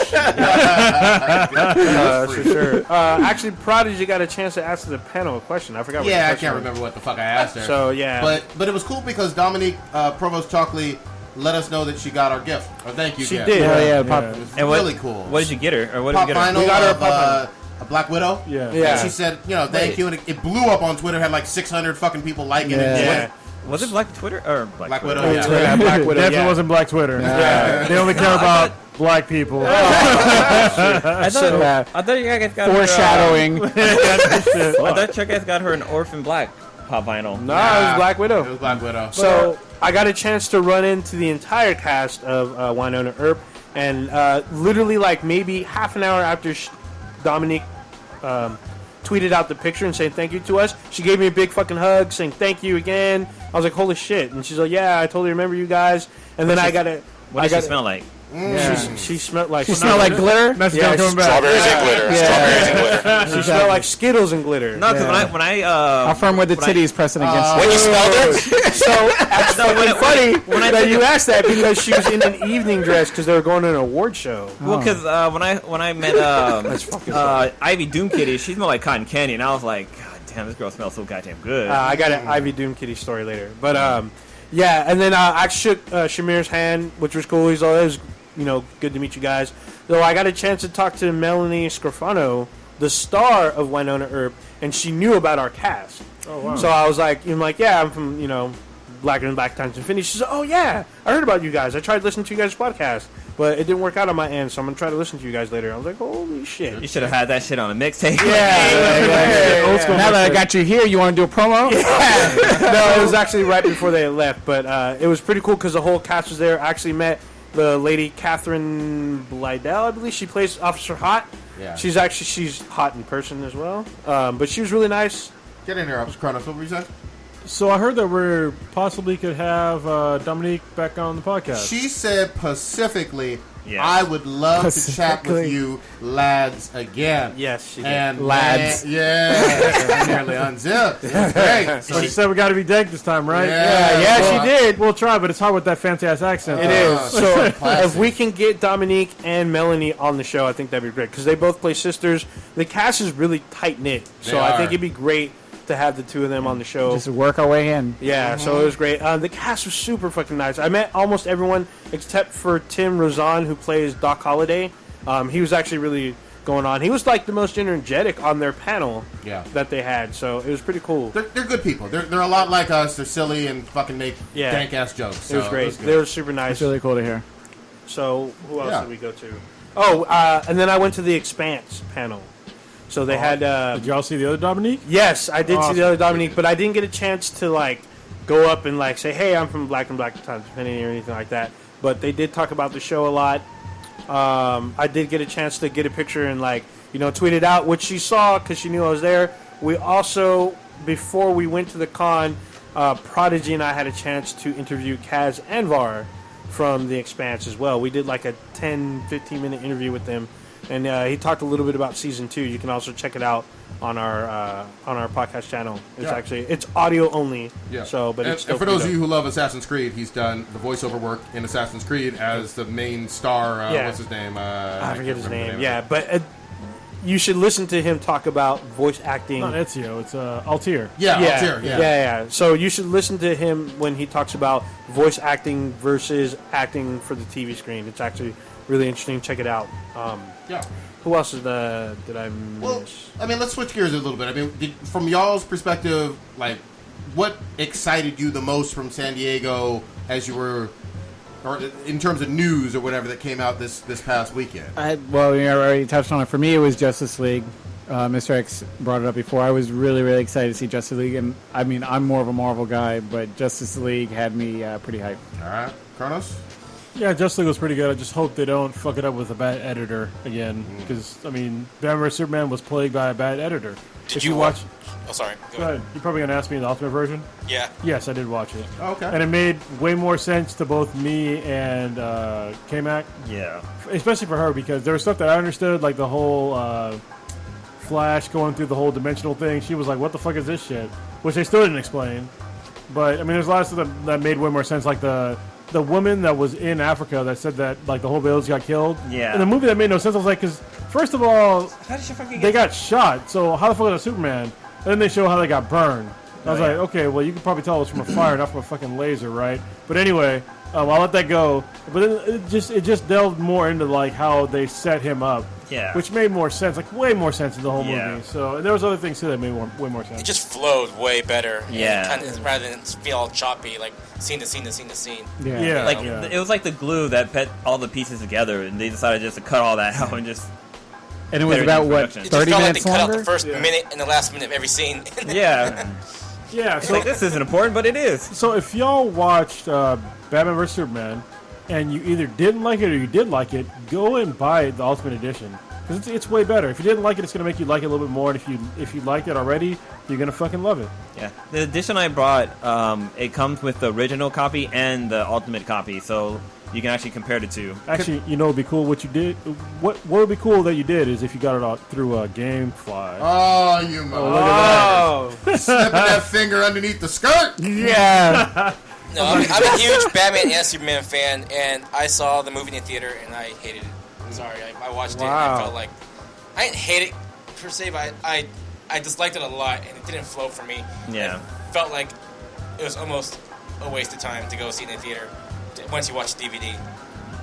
It was real fucked up. Like even, you know what's funny was when I first started watching it, I was like, did they change the scene where they was driving a goddamn Jeep Renegade? 'Cause I was like, this is bullshit. But they didn't change it Because it wasn't trail rated. It's not trail rated, goddamn it. It's a fucking bullshit car. That's my favorite insight from that movie. You're a fucking billionaire. And you're driving around a Jeep Renegade. It's like, what the fuck? You just took a helicopter and you jumped in the shittiest base edition Jeep that Jeep makes. with roll down windows. Yeah, I'm like, god damn. Let me ask a question because I haven't seen the Ultimate Edition. Real quick though, what's your new rating for all three of you that have seen it? Because we rated it months ago. Has that changed? Yeah, Yeah. 1 to 10. I'll give it a 7.6 now. Okay. Yeah, 7.6. I would say that, but I do like a 7.6, 7.8. Yeah, I'd go about 7 or 8%. Yeah. Yeah. Okay. So it jumped. It seems like a point at least. A couple points for me. Yeah. I mean, It also tied in like why Batman hated Superman, why Superman hated Batman. They also explained that shit too. Yeah. Which they didn't do in the movie. Like they talked about how like it's not just Superman was branding people. Like once people went to jail, people were being fucking murdered and stuff like that. Like he was purposely branding them because you know that when they go to jail that they'll be murdered for being fucking. Which was traitors still and shit. weird to me because, like, it's funny. Interesting. The first time that my daughter saw it was when we watched the Ultimate Edition, and she was like, "Daddy, why is Batman killing people?" And I was like, "That's a good question." Yeah. That's one thing. Serial they don't killer explain. Batman. All right, so that's awesome that it jumped a point. Yeah. You know? Good shit. Hilarious. Do you want to talk about the last panel that you managed, Scream Queens? You know, I'm just gonna, real quick. Yeah, real quick. I'm just gonna say that I didn't watch a single bit of Scream Queens. What's her name? Jamie Lee Curtis was actually funny on the panel and made me interested enough to watch it, even though I don't trust Old Ninja. I wish my sister was there. I know she would fucking fucked her Oh, up. I forgot about that. Damn. They got old school beef. Yes, from like the 80s. Who's the Bitch, who is you? I love that story of her. I love that story. You're supposed to come with some cool fucking words like That's like hilarious. adulting and stuff like that. Or Yeah. what'd you Take say? several seats. Yeah. So, Real quick. So- Is it, oh, go ahead. No, Well, go ahead. I was gonna kind of switch gears a little bit and kind of talk about movies. Yeah, go ahead. Any of you guys see Star Trek Beyond? This I did. weekend? I want to see it. I saw it. I'm gonna probably Yeah, watch I'm it this busy. weekend. It was good though, right? Yeah, It was really good. I'm gonna say right now No here on the spoilers. podcast that it was better than Star Wars. Oh, Wow, really? What? In my opinion, Force that Awakens. movie was a hard 9 for me, and did? Wow. it would have been a 10 if Captain Kirk got some. He doesn't Wow. smash on anybody in this one, but He has- tries. it's really good. He That's does great try. reviews, man. Yeah. Wow. So when I wouldn't- saw it in IMAX 3D, and there's a scene where they go to like this kind of floating like boat, well, not boat thing, but like a palace, like it's a star base. It's a starbase. Yeah. But like the effects they used for that scene was like breathtaking. It's like, dude, I want to be here. Like I need this to be happening now because it was just like so like amazing. Yeah, It's so really cool. if from the previous Star Trek universes, the star bases are all like giant, like just cylindrical or like phallic looking stuff. Like this Space one was Nine. like a city in a bubble in space. Yeah. That's what it looked like, and it was like rotating. And It was, shit. you remember, you seen, was it Elysium. Elysium. Yeah. You know how Yeah, like they that's had what that it outer belt and they had like their own Yeah. atmosphere? It was basically that, but like there was multiple rings inside this, and they all kind of pointed to the middle. Huh. yeah, pretty cool. it was kind of new and different. And it was but- cool because like when the ships would dock, they would like fly underneath the city, but like where there'll be like water there, like you can actually see the ship traveling underneath the city, like underneath the water, and actually they can like fly through it too. So that was pretty fucking cool. Yeah, it was Joe. pretty cool. It was interesting. Really awesome. I'm not going to try to spoil too much, but if you're a fan of the Enterprise series, there's a lot of stuff connected to Enterprise in this movie. You mean the one with not MacGyver? No, the one with Scott Bakula. Bakula. Yeah, Quantum Leap, buddy. Quantum Leap. That's yeah, what it is. yeah, Oh wow. yeah. We don't have to talk about that like on a different cast. Go, Oh, go Quantum to some Leap? Quantum Leap with Ziggy and all that good shit. God dang, taking it back. Oh man, So, I love yeah. that show. I think we'll wait to go in depth in Star Yeah. Trek Beyond once everybody's seen I do it. recommend everybody watching that. I'm definitely and gonna try to watch that this I weekend definitely if I recommend can. it seeing it in IMAX 3D. 'cause So, has anybody fucking seen Ghostbusters? awesome. Nope. Really? Crickets. Book on it. I saw it the other day. I'm sorry. What'd you think? You can spoil the shit out of it. I don't give a fuck. So, I will agree with 3 Black Geeks and say it's better than Ghostbusters 2, but it's nowhere near as good as the original Ghostbusters. It's like impossible to top. Was it funny at all? So I had to. It's okay as far as How many humor. times did you laugh out loud?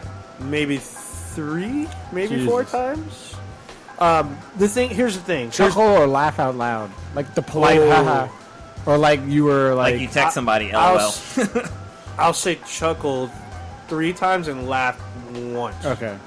Just want to get clarification. Yeah, that's actually really good clarification. We I laughed think once. that Was way. there any scenes with the actual main characters? Yeah. In it? Yes, yes. So the original cast that's alive, with the exception of Rick Moranis, is in the movie.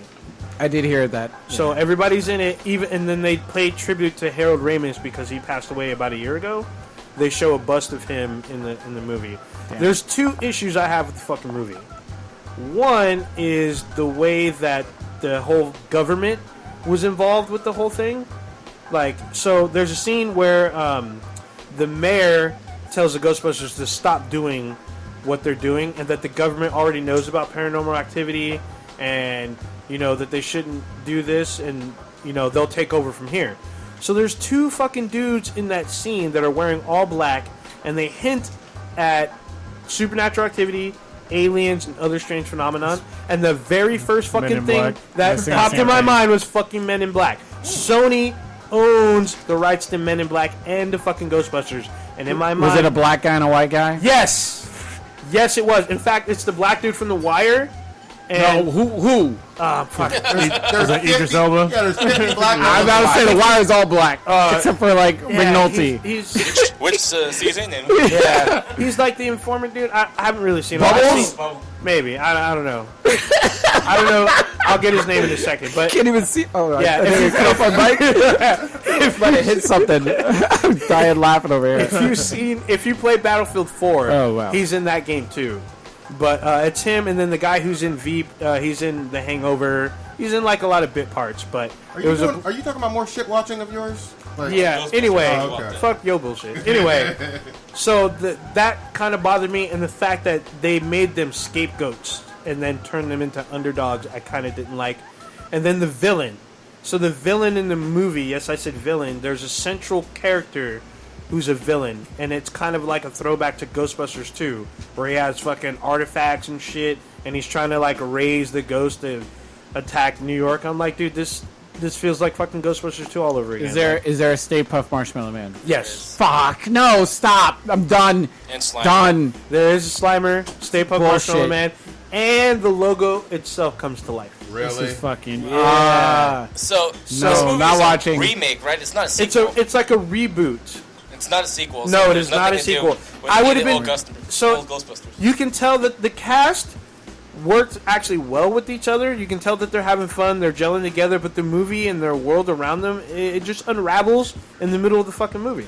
It just comes apart. I'm like, dude, if you had stuck with, them versus the ghost versus them trying to find this guy who's creating paranormal activity, and then actually having the city of New York backing the Ghostbusters, this would have been a totally different movie. It would have had a better energy to it. I'll tell you right now, the problem was the director. Paul Feig, you can eat a fucking bag of dicks. What's he done? What's he done besides this? He did Bridesmaids. He's actually done some pretty funny movies in the past. Oh, so okay. Well, Bridesmaids is attached to that. Yeah, but it's mostly like feminine style movie. Yeah, feminine comedy movies, which is fine because some of them are kind of funny. But he wanted to. He doubled down on some shit because people were like, after they had like all the, I guess, hate against the movie, all the thumbs down on the trailer, he doubled down and was like, you know what? Fuck you people. He said, geeks are basically the worst people on the earth, and that I don't care if you see the movie.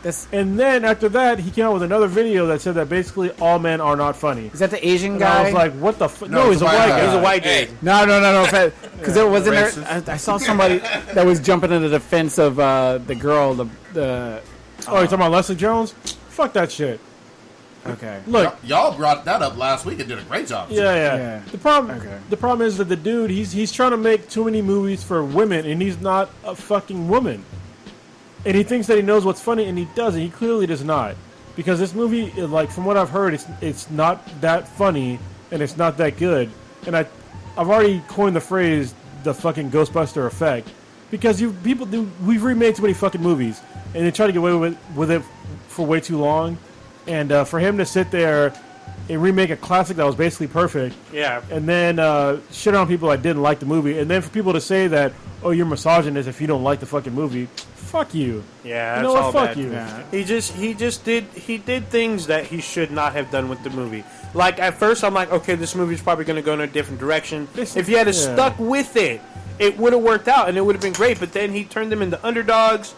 They hinted about this whole Men in Black bullshit. Well, at least in my mind, I heard that all the men in there were like basically cliches. Are really fucking dumb. Are just disposable. No, that's just Thor's character. Yeah, he's. Well, what about the other men in the movie? No, because Bill Murray plays a scientist that is skeptical of them. What does he do though? He writes a book and he actually shows up and says, "Prove to me that you can do this."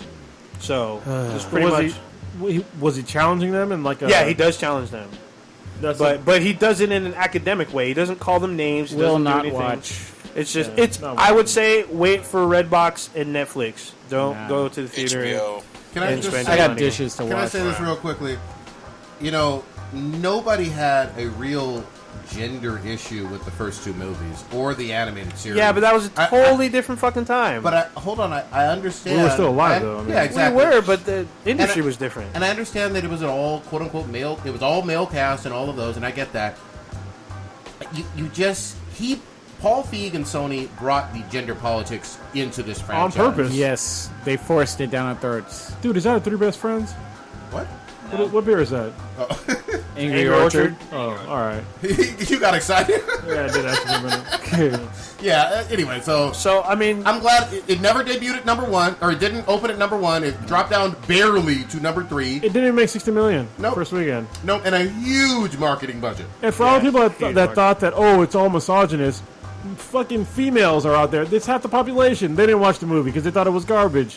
There was an initial curiosity from some. It opened at number 2, but it hasn't done as they would expect for It a opened summer blockbuster. at a number 2 that was still low. They didn't make $60 million. Yep.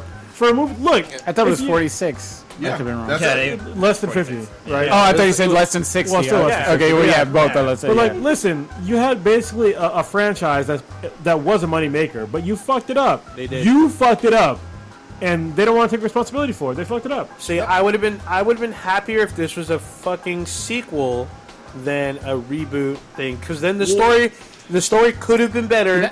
And the cast, you can't I feel bad for the cast because I can tell that they bonded and they were doing their job and they were having fun. And then the movie, like, there's a turning point. You can almost physically feel when the movie just comes Just for apart. clarification, not to say that it's a reboot or a sequel, but to show that it exists in the same universe, per se, because you're saying that they don't recognize any of these characters. They just happen to be just random ass. Bill Murray just happens to be a random ass dude. Yeah, no, he's not random. He's like a respected. But like there's academic. no. He's not his Yeah, character. It's no, not. Yeah, It wasn't the a original Ghostbuster. cast all have cameos and they're all in different but it's roles. not in the same universe that happened in the No, 80s, no, saying no, that no, no, no, like no. there were ghosts, No, there were if that was Ghostbusters. if that was the case, then it would have been a sequel, and it's not the case. That's my major issue with this movie. I don't care that it's all female cast. I don't care that they made the movie in that aspect, but I care that it's a reboot. Why remake the movie? Yeah. Like that? yeah, If it was a sequel and it's now the Ghostbusters team is now all female and basically they brought Bill Murray back or someone back to help him out. See, I would have been more on board with that. Ghostbusters, I would have been on board with you that. know, yeah. they're all retired and now they're. I would have been Not more enough on should've board been. with Yeah, that. not to even compare them in the same way at all, because I mean they're still different, but in sort of the way they're similar in terms of being classic. Let's say Jurassic Park, for example. Jurassic Park in itself, the first one, whatever, damn the sequels, just like we're going to exclude Ghostbusters 2. Hey, the only sequel I don't care about is Jurassic Park 3. Well, you acknowledge that it fucking existed. Yeah. And that's what brings back the nostalgia. And you can't tap into nostalgia by pretending that it didn't ever fucking happen with old people back, not to say old or whatever because it was during our time. Original. Yeah, it's not like it was fucking Gone with the Wind. Yeah. Or Casablanca Or or fucking whatever. Birth of a Nation, motherfucker. But if you want to tap in that nostalgia or whatever, you need to at least acknowledge that, what you saw back in the 80s when you were kids or whatever, teenagers, it did happen, it existed, and we're going to give you hints, winks, and nods rather than just trot out some people walking around in the background or just asking for a fucking sandwich to the main no-name character. Whatever. Like with Jurassic... Holy shit. With Jurassic World, I mean, it's the same. We realize, oh shit, yeah, we fucked up on these dinos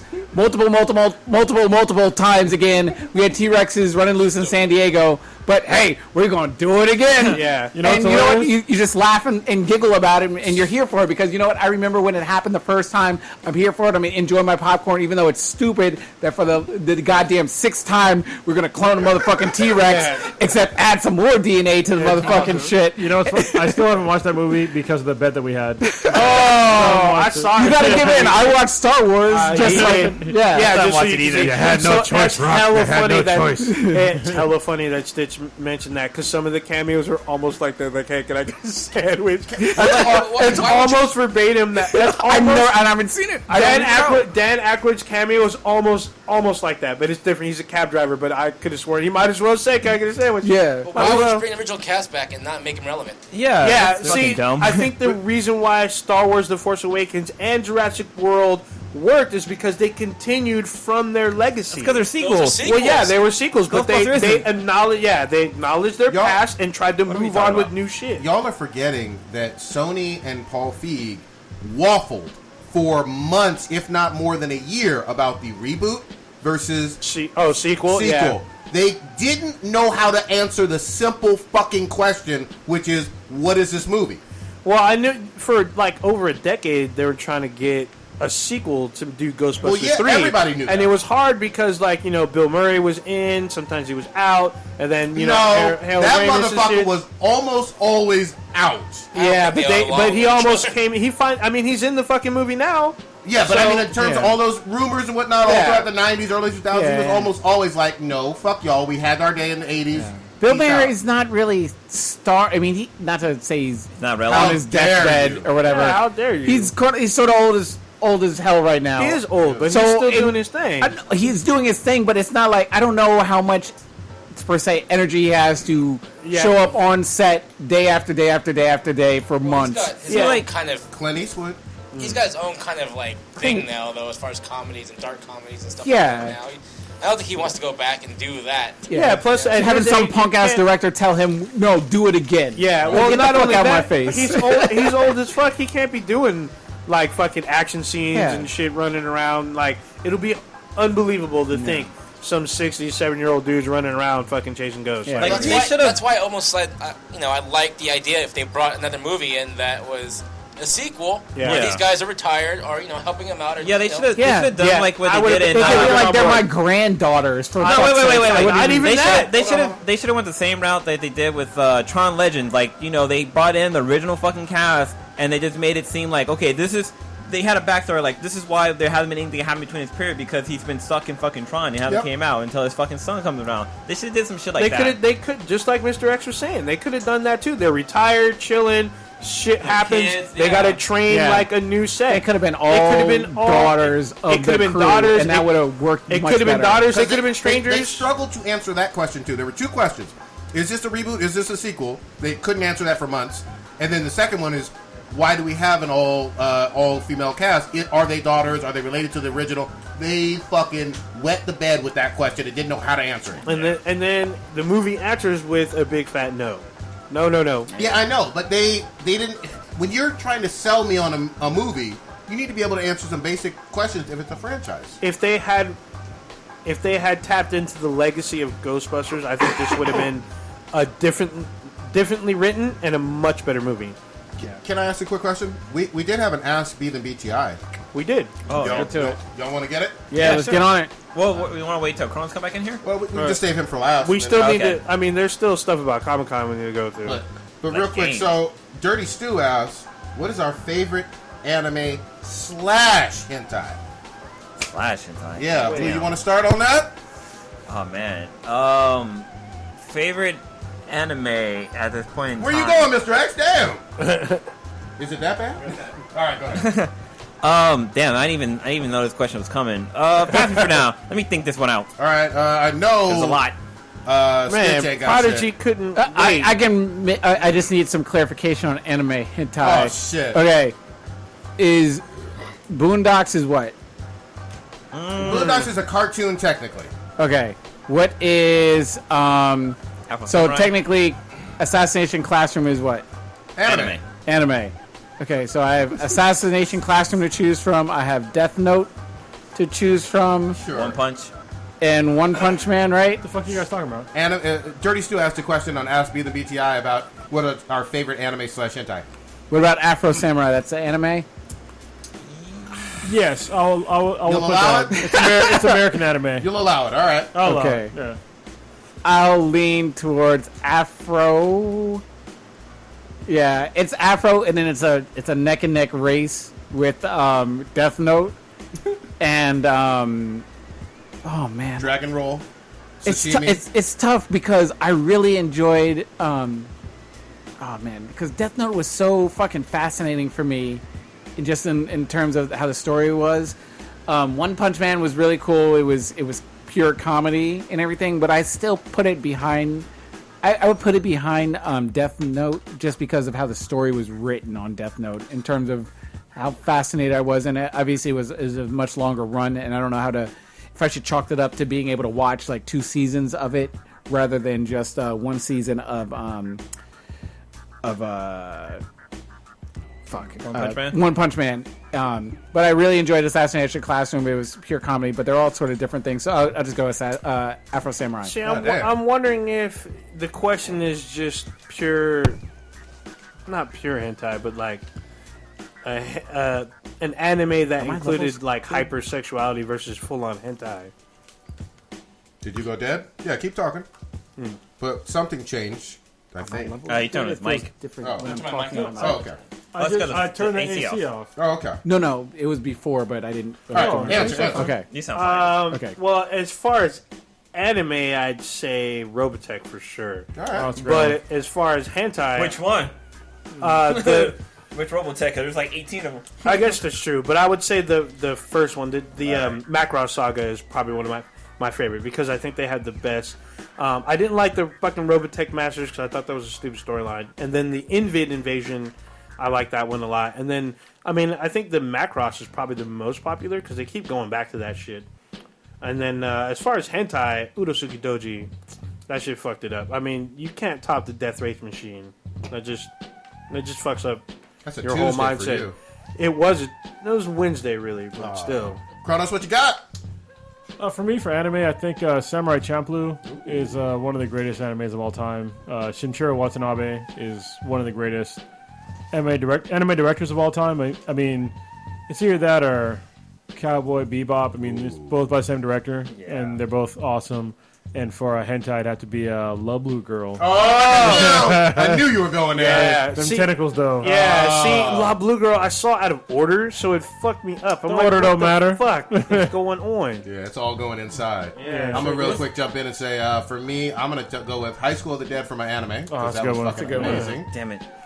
And then I'm going to go with Wicked City for my goddamn hentai, because that did have tentacles and a pussy that shot spiderweb shit. God damn. I'm gonna say one of my favorite animes is Queen's Blade. Oh, yeah, Queen's Blade. I mean, it's damn near hentai, but not really. There's no It's ecchi. real. Yeah, there's a gray line, and they fucking just walk on that bad boy. But for my hentai, I'm gonna say there's an anime called Golden Boy, and it's a 5-parter, and it's basically about this kid trying to fuck chicks, but he doesn't score, but he ends up like being able to fuck him at the end, but it just doesn't fucking happen. Which is it's a funny story. You definitely gotta watch it. Like there's one scene where a chick, she's like, "I'll let you fuck me if you beat me in a race," and she was on a Porsche and he was on a bike, and he fucking beats her. It was a downhill race, and he fucking beats her to the finish line, but he couldn't stop. Like he couldn't stop the bike, and like you end up not being able to fuck her. That sounds like old Ninja's life. Sometimes I can't stop. So, before we transition to a different topic, I just want to ask. We gotta ask. Mr. Oh, my bad. I thought. My bad. Anime hentai. You guys are gonna hate me because I don't really watch anime, or so you're gonna hate me. What the fuck? How dare you. Animation. What's your favorite animated anything? Series, movies. He's gonna say Family Guy watch. No. He's Old school. RoboCop. Not RoboCop. Princess Mononoke, Spirited Away. what's it? What- Well, there's animation in general. Ghost in the American Shell. animation, we'll leave it for you. You ever seen Ghost in the Shell? No, Teen what, Teen Titans Go. American animation. He hasn't watched anime. Well, as far as American animation, the only animation I really even watch now are any of those DC movies. You know? What about? Okay. Did you What's like? your favorite? Did you like Generation 1 of Transformers? Like old school Transformers? Oh yeah, That old was school. Batman Original cartoons, Transformers, the real X-Men. G.I. Joe. Growing up, I grew up with like Ninja Turtles and He-Man. Sorry, I know. You guys talked about it last week. I know. Yeah. Go back and watch He-Man again, man. He-Man. I do. It's a wonder you're not new gay. Master Universe episode that came out at Comic-Con? Anyone see that? Wait, what? Oh, I'm no, sorry. I What? didn't see I It came missed the out with a question. new Master Universe episode at Comic-Con. I know that there's a comic coming out with. And it was Thundercats. hilarious Yeah. because they made it like super cheesy. Oh, they did? Because just, it's funny. I know that they're trying to get another reboot of Masters of the Universe. Yeah. Movie, so- yeah, yeah, I heard the that they're movie. trying to do that. So, But no, it's funny. The first movie after the credits, like Skeletor's alive, and it's Yeah. like there should be another movie, but there was never. No. But that movie was not really Masters of the Universe. I mean, it was weird. I know Yeah, it it was was on Netflix for a while, and we were supposed to like watch it again and review it, but I don't think anybody got around to it. Yeah, we didn't. I tried watching it, but I only got like I 30 have it. minutes If in. anyone wants to see it, I have it. All right. So, so my question, because I've been seeing this blow up all over the place, and I was like, you know what? I'll just ask on the cast live because it's too fucking confusing for me to even get an explanation. What is dicks out for Harambe? I know Harambe, but I was like, I don't even know. I was like, I don't even know what Prodigy's fucking on, but Oh he's my God. going bananas on this shit. I was Okay. like, I'll just wait and get an explanation. So try spending 8 hours in a car with this fool yelling out dicks out for Harambe all through fucking Comic-Con. It's like, oh, but you ain't about that dicks out for Harambe though. I'm like, I need an explanation. You're paying homage to Harambe because some By fucking pulling your asshole, dick out? Yeah, because Yes, some asshole that's fucking exactly what shot it him. is. That's literally what it There's like an animal, quote unquote animal, like rights side of it. But basically, all I saw was Danny Trejo in a quick YouTube video saying "dicks out for Harambe," and I was like, "I'm sold." Yeah, he literally Hashtag was. "dicks out for Harambe." All fucking Comic-Con. We'd go to the public bathrooms or whatever, but like "dicks out for Harambe," and everybody'd be scared and whatnot, and then they'd be like, "All right." Oh my God! Wednesday night all the way to fucking Sunday morning was dicks out for Harambe. I'm like, can you shut But the did fuck you up, whip out the Biden? dick? Of course I did for Harambe in tribute. Oh You know my what's funny God. though? Last year when you guys went to Comic-Con, you guys came back with the whole Queen of Spades thing. Yeah. Yes, Now I you was guys totally come back thinking about with that fucking too. dicks for Harambe. Now it's dicks out for It's the Harambe. next time you guys go, it's gonna be like some butthole stuff. Then It might be. You never We're- know. We are all gonna go next year. Here. We Yeah. gonna I go actually with said, press passes. I told myself I need to go next year. So Yeah, it's We're gonna be gonna make crazy. this happen. So, getting back to Comic-Con, we should talk about gaming because we got some gaming going on. Real out there. quick. I mean, go ahead. Yeah, real quick because Yeah. there's one shit we got to talk about. So, talk about what you went through real quick. I was just gonna say I played Gears of War 4 and it played amazingly. Played amazingly well. amazingly slow. No. Well, I Like mean, you yes. wore a big ass linebacker. Oh, You still have that aspect of it. I mean, that's never going to go away. But it was fun to play. You know, I enjoyed a lot of it. so I played Battlefield 1 on the PC, and it was like weird coming from a console, but it looked cool. I also played Recore, which is an Xbox One exclusive. It's actually really cool. It's a third-person single-player game. So hold on, for those that didn't know, Recore is actually made by some of the same people that made Metroid Prime. Oh, wow. Oh, okay. On the Nintendo Wii? No, the Nintendo GameCube. Yeah, so it was actually really fun. I'm looking forward to that one. I got a chance to play Titanfall 2. wait, I got a question for you. Did you get to play fucking American Horror Story VR? Yes, I did. How was that? That was if you're if you're afraid of clowns, do not do that shit because that will fuck you up. Prodigy? Yeah, no. So we were supposed to do it Birthday. together. I think Prodigy had inside information and did not fucking go, but I went. So the way they did it is it had like this little slab, it looked like a fucking lab. Table, right? Yeah, it's like a table or a lab, and they put a sheet over you. And when you put the goggles on, then you see what's supposed to be your legs underneath the sheet. That's pretty cool. And then it did different like scenes or themes from each season.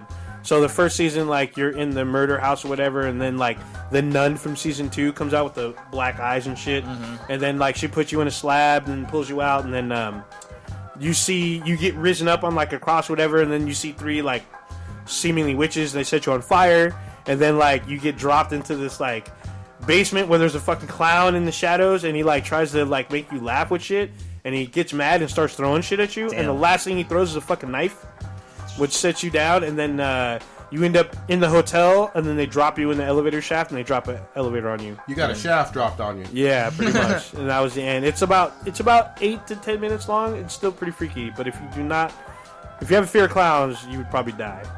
Or being set on fire, because that sounds kind of scary. Yeah, setting on fire is kind of weird too. But what else did I play? Titanfall 2, and then I played a indie game called Everspace, which was kind of like No Man's Sky and Elite Dangerous a little bit. All right. So yeah. Kronos, I know you've been waiting patiently.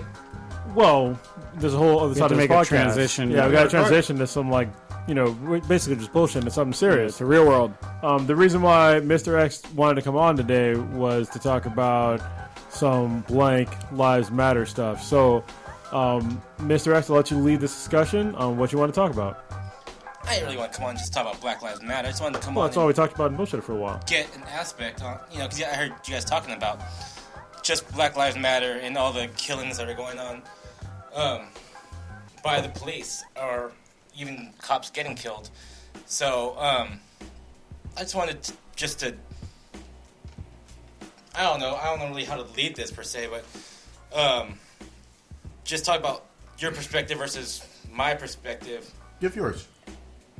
Well, I mean, as far as what though? As far as what aspect you want? Well, to start I guess to So- sort of set the table slightly, you have experience from knowledge on law enforcement and everything, and I guess obviously we're after all black. I didn't want to say African American. So though. black. Yeah, but obviously this is a situation that seems to be the forefront of news and everything, and you also have a different point of view of things, being familiar with law enforcement in certain aspects, as am I in certain ways.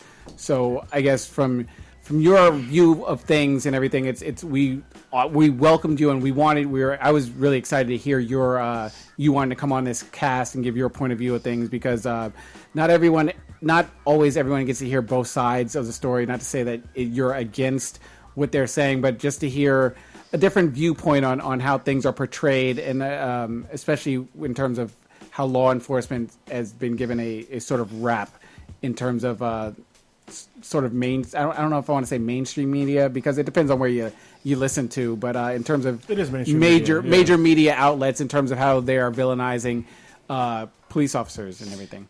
My biggest issue is the way this thing is turning out against basically the race, as far as blacks versus cops, and it's if you think about it, there's no way to win. If you go blacks versus cops, there's no way to win this fight, because it's just going to start a whole hate war, and it's going to keep going. Yeah. And more people are going to get hurt, and more people are going to get killed. And I hate that to see where that goes if this continues, because what you're doing is you're teaching your young kids, whether they're black or not, to hate cops. Yeah.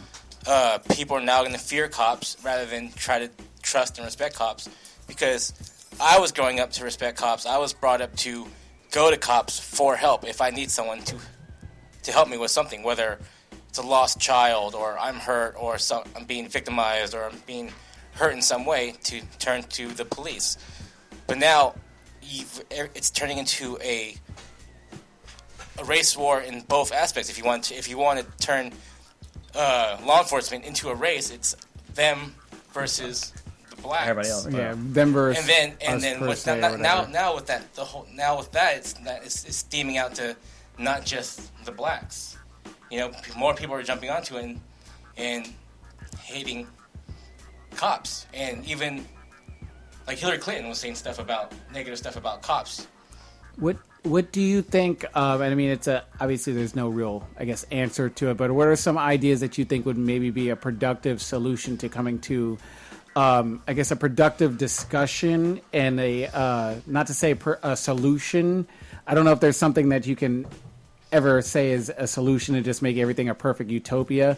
We did talk on this podcast, maybe it was a couple weeks ago, about certain aspects of like community policing, where people understand that people don't need to always see cops as some sort of negative encounter in terms of, I spoke about it in terms of from maybe a police aspect side of things, is like going out and talking to people in the community, not just communicating with people just from a car, just responding to when there's some sort of emergency, but just going out and getting to know the people.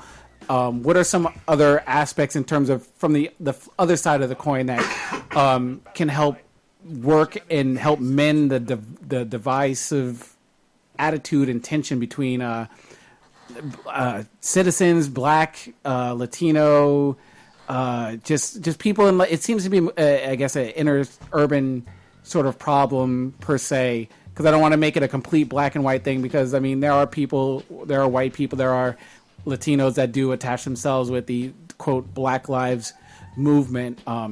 In terms of what can be done, what do you think from your viewpoint could help mend things and put together a dialogue to help things progress?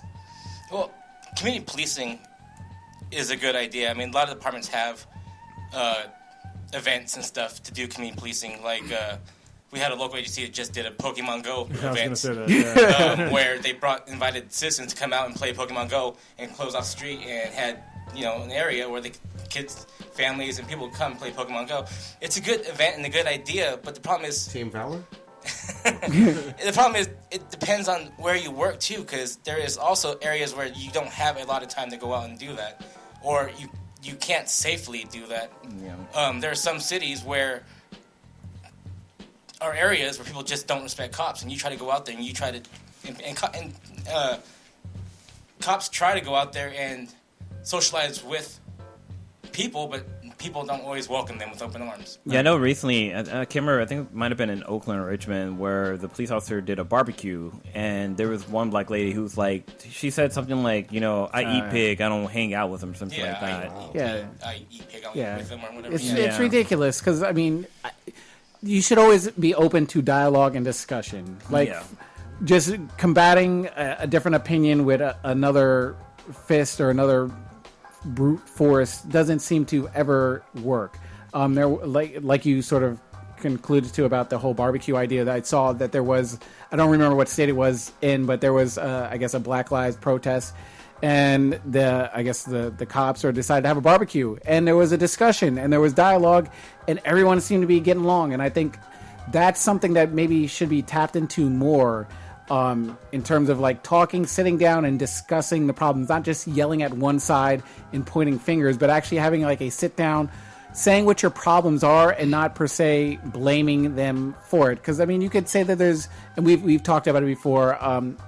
It's debatable on whether there's blame on both sides of the equation, whether, citizens or suspects or people involved with the police need to act better. And then in the same way, you can say that maybe police need to be more sympathetic with certain situations and everything. And I mean, at the time when we talked about it, there was that incident that happened, I guess it was in Florida, maybe with the autistic kid that got shot. But it's it does work both ways, but it's I'm very, very concerned and curious on how can we progress. We realize we do have a problem, and if you want to say that it's one side's problem more so than the others, how do we get to not to say I agree with it, but how do we get to a solution? There's a certain side that believes it. So people are believing in these false narratives, and it's really fucking pissing me off at this point. I've talked about it at length on the podcast before, but people are believing shit that just is not true.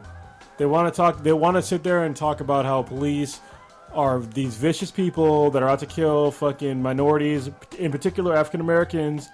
Meanwhile, they don't tell the other side of the story, where if you're black and a man, you're way more likely to get killed by another black man than a police officer. Way more likely. Yeah, statistically, black. Go ahead. Sorry. Yeah, but nobody wants to talk about that shit in all these fucking movements, and they also don't want to talk about problems within the community. That 30% of the population is responsible for over 50% of the violent crime in America.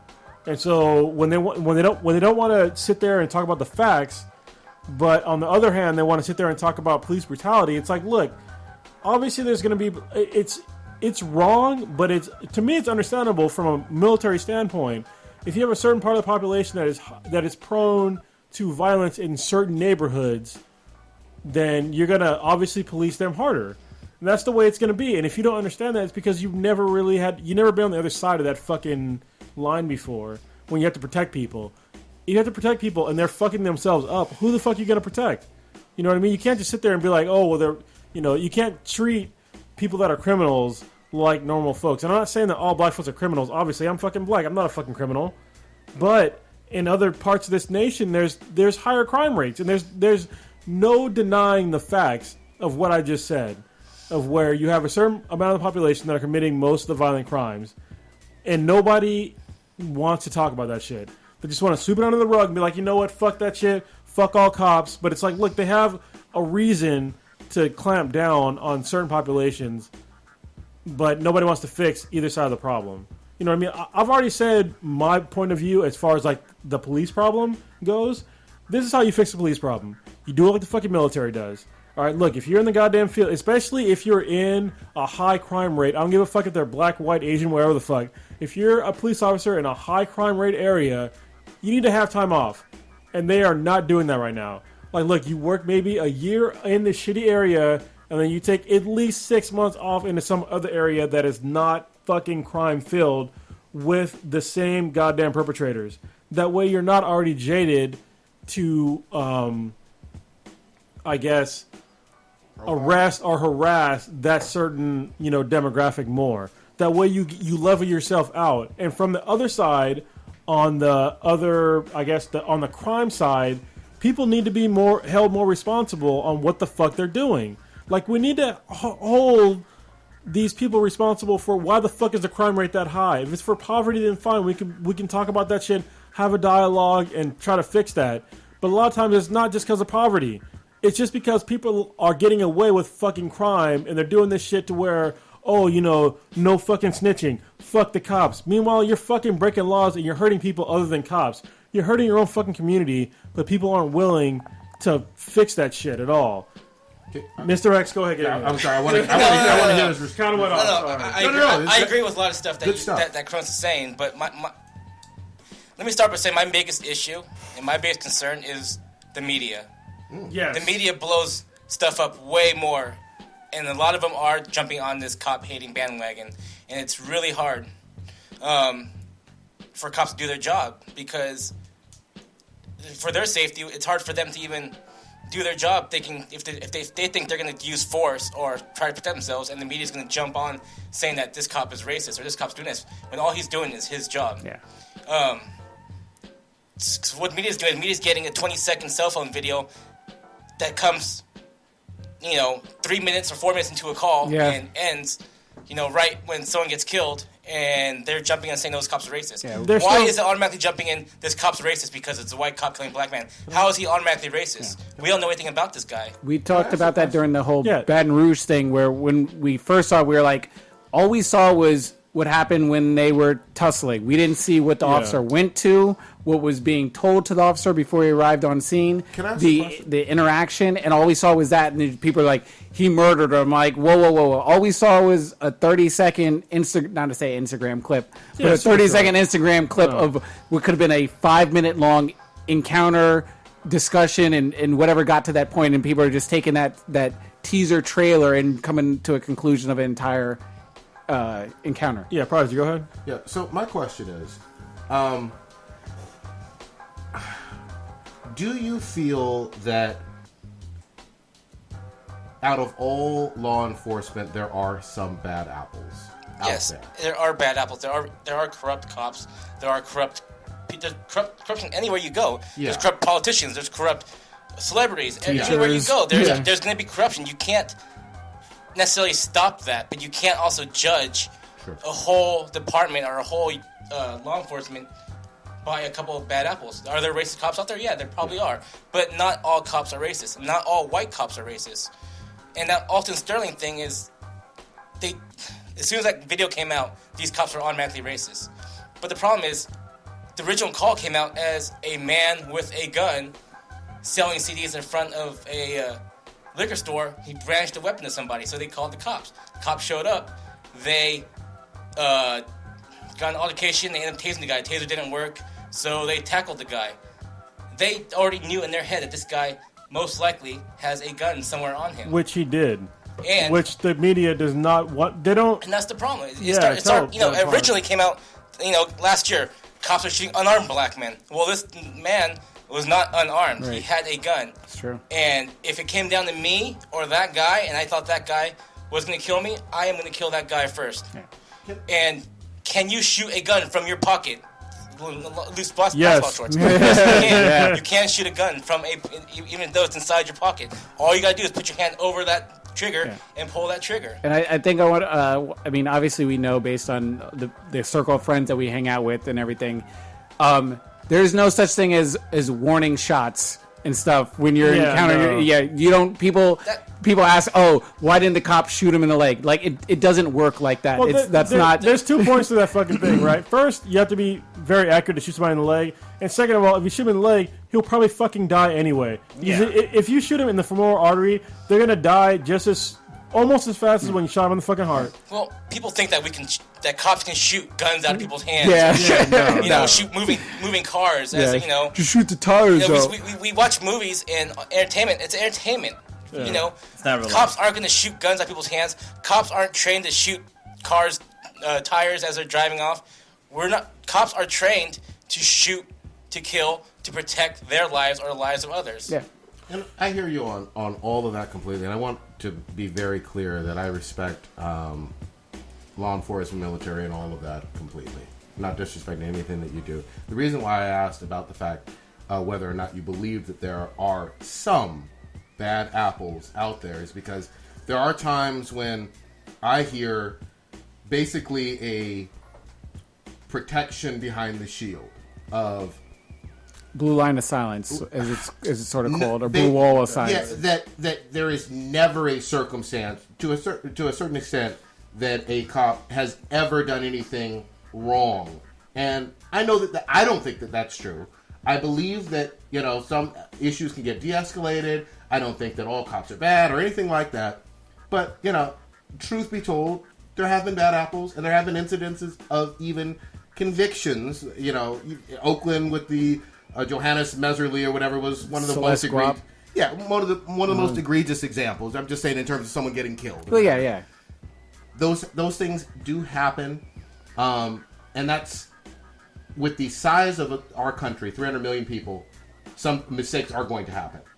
I just wanted to make sure I was clear on in terms of how someone with your background feels about bad apples and the protection of the shield, or the PR spin of nothing ever can go wrong with someone, in a blue uniform. No, I understand what you're saying, and yes, there are bad apples, but the thing that's driving me the most, that's making me the most angry, is they're turning everything into race. Why is it that that cops are automatically racist because another black man got killed? There are white people that get killed all the time. There's Hispanics that get killed all the time. There's way more white people that get killed by cops than black people. And there's also more, percentage-wise, chance of a cop getting killed by a black man than there is by a black man killing a cop. But that's percentage versus percentage. But the thing is, why is it automatically a race thing? These men don't go, or I want to say, majority of these men don't go becoming a cop because they're racist and want to kill a black man. They go, to protect the people. I want to believe that cops or people become cops because they want to do good and they want to protect citizens, right? But the problem is, depending on where you work, if you work in Oakland or Richmond, the majority of people that you deal with are black. And the majority of criminals you deal with are black. Yeah. It's the environment. With that. Yeah, it's and if you're dealing with 20 people a night and 17, 18 of them are black, you may start getting a little tainted. Yeah, actually, it's interesting. Cakeman inside the chat has said that warning shots are actually illegal. Is that true? You can't shoot a gun in the air because the bullet's going to go up and it's going to come down. And shooting warning shots too. Like, if you shoot a warning shot, like, where the fuck is it going to go? Yeah. You have to think about public safety, right? Exactly. So if you want to shoot somebody in the leg or in the hand or whatever, the reason why police officers are told to shoot to kill is because you're going to shoot center mass. Am I right? Yes. And center mass is because it's the easiest place to fucking hit because there's more biggest mass target. there. Yeah. And so the fucking bullet won't go through and hit somebody else. That's what nobody's thinking about when they fucking think about, we have to run away, just shoot in the leg. Well, what if you fucking miss? Exactly. And you hit and you kill somebody? You're supposed to neutralize the threat. You're not going to shoot a warning shot for multiple reasons. You shoot a warning shot, that's going to take time out of what... That's going to take time to shoot a warning shot. Someone's going to try to shoot you. you're gonna shoot them before they try to shoot you, right? Yeah. So you shoot a warning shot, that gives that person an extra few seconds to kill you. Yeah. Also, like Cronus said, you shoot a warning shot. Where is that bullet going? You shoot a warning shot in the air, that bullet's gonna fall somewhere into a house, to a school. I don't know of any agency that trains you to do warning shots. Yeah. Should never do a warning shot. I don't. Yeah. I don't. I would have to. Someone would have to fact check that. I'm old school military. You point your weapon at something you intend to shoot. Yeah. So it's like if somebody broke in your house, you're not gonna fucking shoot a warning shot. You're like, hey, motherfucker, I got a gun. That's your warning. If you discharge your firearm, you have to. What? Old Ninja's been exceptionally quiet. You want to get in here on something?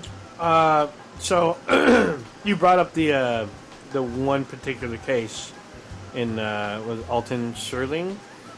Is that his name? Yeah, the guy in Baton He's the Rouge. Louisiana guy. Then. So then, what about the? How do you feel about the most recent one about the teacher and the autistic man, where you have someone who says he's compliant, hands clearly in the air, the suspect is supposedly on his back, and he's trying to say, "I have a disabled person. I'm trying to help them. He doesn't have a gun," and then he still gets shot. Yeah, I've heard some stuff about that story. I don't really know much detail about it.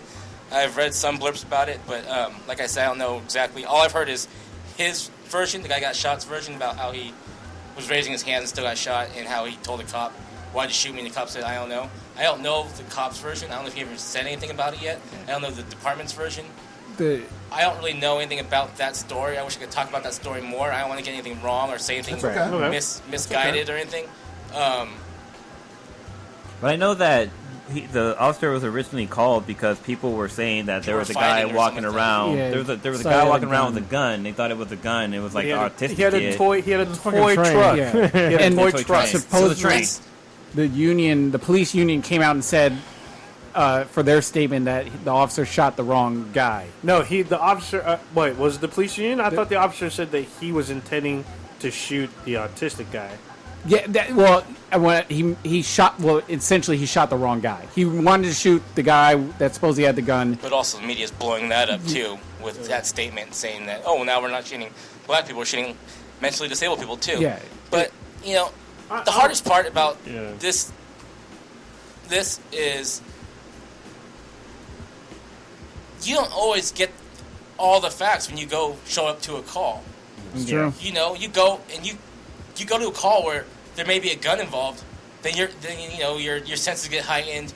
You may get tunnel vision. You may you get to the scene. You see two guys, and someone comes up with a black object in their hand, and there's going to be a gun involved. Then you might think that's a gun, and you don't clearly see what's in that hand. Yeah. And I don't. You gotta make it that quick judgment. I don't know exactly what that officer was going through his head, and I don't want to say that I don't ever want to say it's okay for an innocent guy who's unarmed to get shot. But I'm not also going to say that, what that cop was thinking. Right. It's hard to put yourself in that position because everyone reacts, and it's a fearful situation. Anytime, and we also need to give law enforcement officers a lot of credit because you're running into a situation where 90% of the people are running away from. So you're going to someone that has a gun. All you have is a description. It's a Hispanic male, 5'5", blue shirt, white pants. That's all you got. He's got a gun. And so you have to think quick and you got to think fast because you got to make sure that as an officer you go home tonight and everything. And that's your prime objective is I got to make sure I get home safe. Are you RoboCop? Even with the description thing. I mean, sometimes the description is black male, white t-shirt, jeans. Yeah. That's your description. You go into the middle of Oakland. That means Cronus is going to die right now. Well, no, his shirt blue. No, just even saying that, like when we talked about this on, I think I brought it up in the last podcast, or maybe it was in the chat. Like I was rolling around in Palo Alto, and we got stopped, and the officer said that we fit the description that somebody gave, and it was pretty much just black people. That was the description he had, and so that's you all we get. stopping people. That's a lot. Yeah, when I had my active shooter incident at the movie theater, at the time when the officer got on scene, all we had was that it was a white male in his 50s who had a gun. And so my officer calls out, he's 97, he's on scene, and I'm just like, this is bad.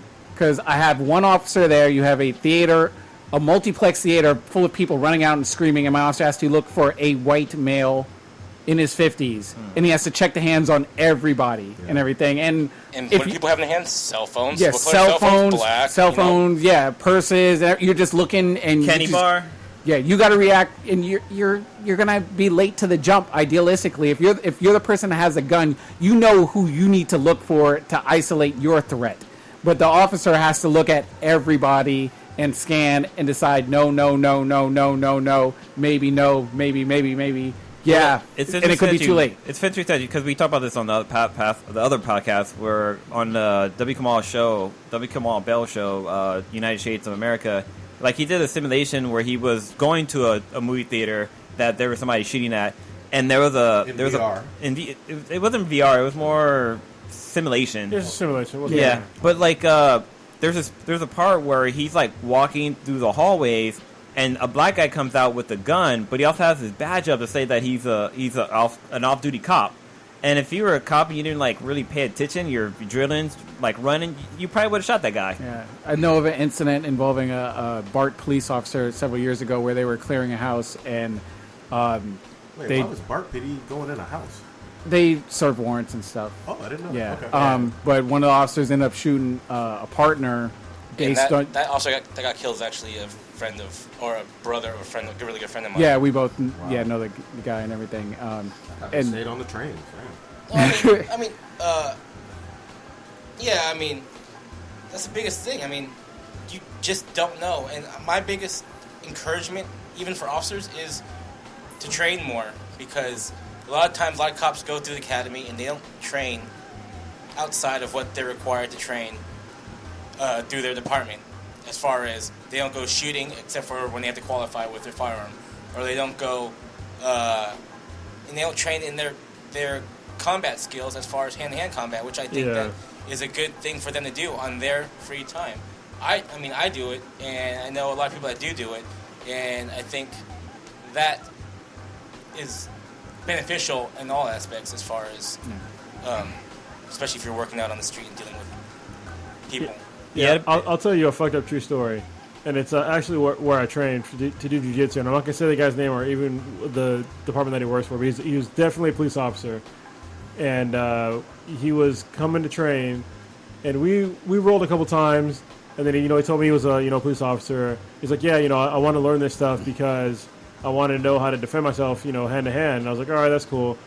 And then he was like, yeah, he's like, if I saw you and I had to like tango with you out on the streets, then I'd have to shoot you. And I was like, damn. No, but it was like only because we had rolled, because I fucked him up. Because like there was no way the guy was going to beat me in hand-to-hand combat. Okay. But so he would like have to shoot me. You know what I mean? Right. But it's like it wasn't because I was black. It was just because he had no idea how to sure defend about himself. that, Chrono? Yeah, no, because I beat the guy, and he was handily, and he was just like, yeah, it's like if we were on the street and I faced somebody like you, I'd have to shoot you like immediately. But like those other officers that have training, they don't have to, they don't have to go that far. They can subdue somebody by themselves. But I'm not going to subdue someone or expecting other officers to subdue someone that has a gun. Hand to hand. Yeah, that's not what I'm encouraging at all. What did you respond though? I mean, like, how did you take that? Well, I would never been in a situation to begin with. I mean, I've never had a problem with a police officer in my entire fucking life. Like, I've been pulled over multiple times. I had tickets. I never had a problem with a cop. But I mean, at the same time, like, look, if on the street though, that guy would have no idea what I knew. You know what I mean? Like, if literally, if a police officer tried to handcuff me, and it was one guy. And I didn't want to. I did not want the guy to handcuff me. I would fuck him up. But I'm not that guy. Kickman in the chat said that at least the officer was honest. Yeah. That's why I took it as honesty. But like seriously, like there are people out there that could fuck any officer up. Yeah, because people. You got to remember now that one of the biggest things in the media is mixed martial arts and UFC and YouTube, and people are training to fight cops. People are training to learn. Well, they're trained to fight. Not all of them are trained to fight cops. But I'm not saying, in general, all people. I'm saying there are people out there that are training to fight in general, whether it's fight cops or fight... but there are also people are fighting to fight cops because there are people in prison that are training to fight. Yeah. And if you're a cop and you get into a hand-to-hand combat situation, there's no really tapping out. It's Yeah, that's it. He's either going to kill you or like right there with a choke or keep striking you, or he's going to grab your weapon. So you ultimately have, not to say for lack of better terms, the sort of equalizer where if someone's getting the upper hand on you, like you need to make sure you live. Oh, the gun is the great equalizer. Yeah, it really is. I mean, I don't know if it's sort of harsh how I'm putting it like that, harsh, but I mean, if you get in a situation like that where you're for some stupid reason you're wrestling a cop for whatever, why are you going to get mad if the cop decides I want to live more so than you? Yeah. If you don't have respect for my life as an officer, and I'm not an officer, so don't. But why should he all of a sudden be like, all right, you deserve to live more so than me? Yeah. Can I get your take on that? About what Stitch just mentioned in terms of that scenario. About your life mattering more than criminal. To me, my life matters more than anybody else's. Exactly. I'm coming home to my family. At least I'm going to do what I can to come home to my family. So, like Kronos said, for that cop, he knew his limits. He knew that if he got into a hand-to-hand fight with Kronos in that situation, and Kronos did not want to go to jail or did not want to get arrested, and decided that he wanted to live more than that cop wanted to live, that cop was going to die if he did not shoot Kronos. Yeah. And that is how that's how people need to think. Yeah. Or how people need to realize what cops are thinking. Yeah.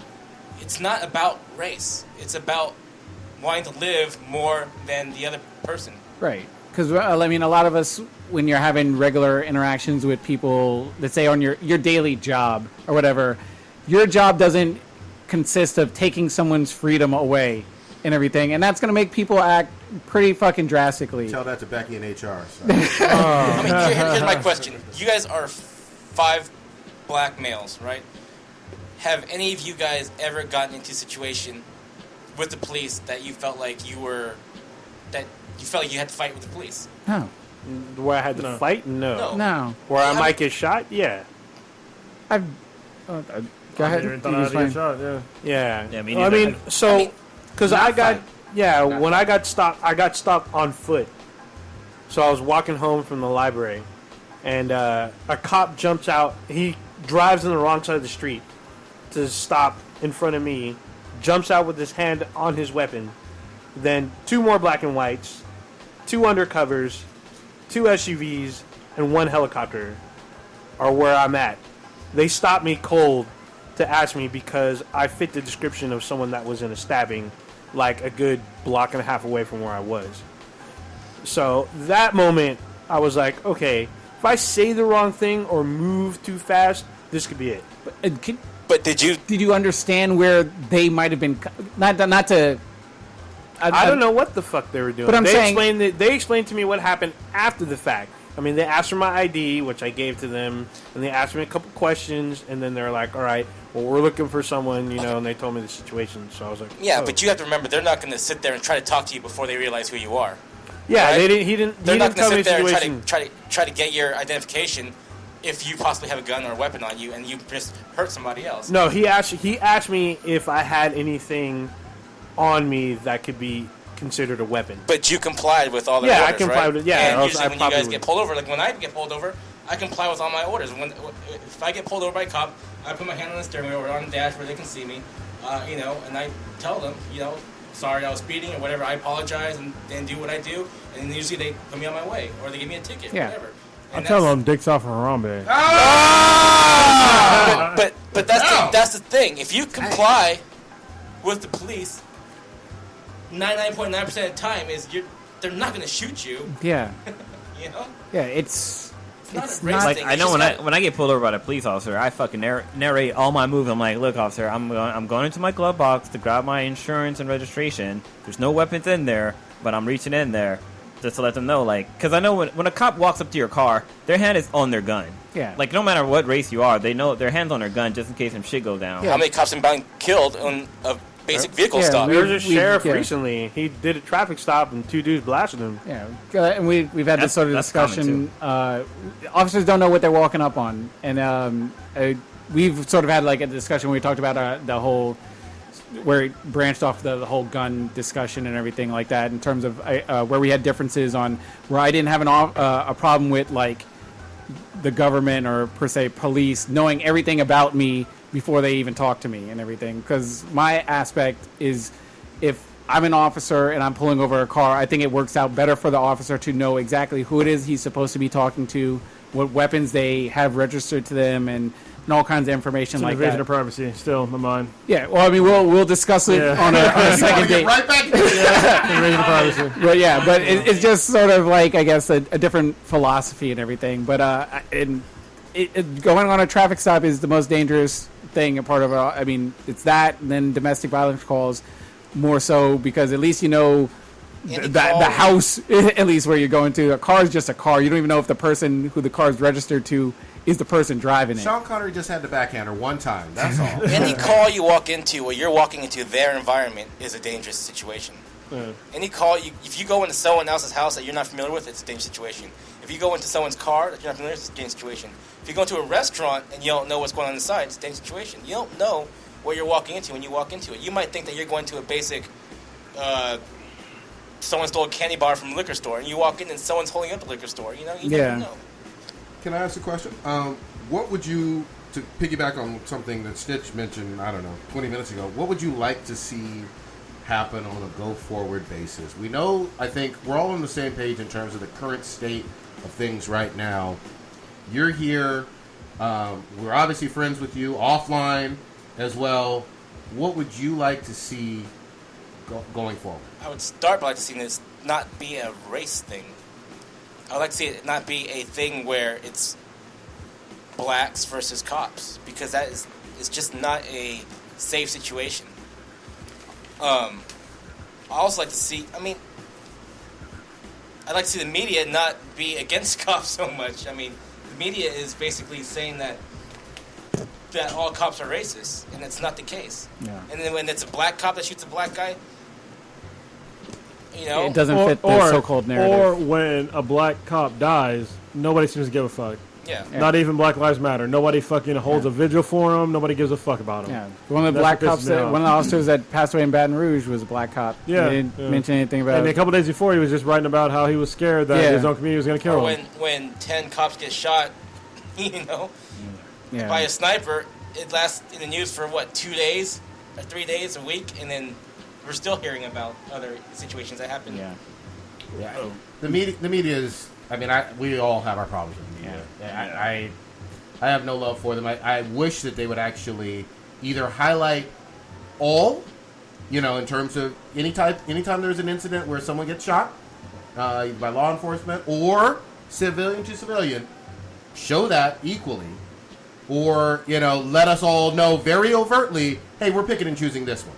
You know what I mean? Like, and we're ignoring these 10, but we're going to pick this one. Well, they're ignoring, tens of thousands of black men that have died at the hands of other black men, that they just want to sweep under the rug and just be like, oh, it's all the police's fault. Yeah. But it's not, God damn it. Like, there's a problem within the community that nobody wants to acknowledge or fix. There's killing every day.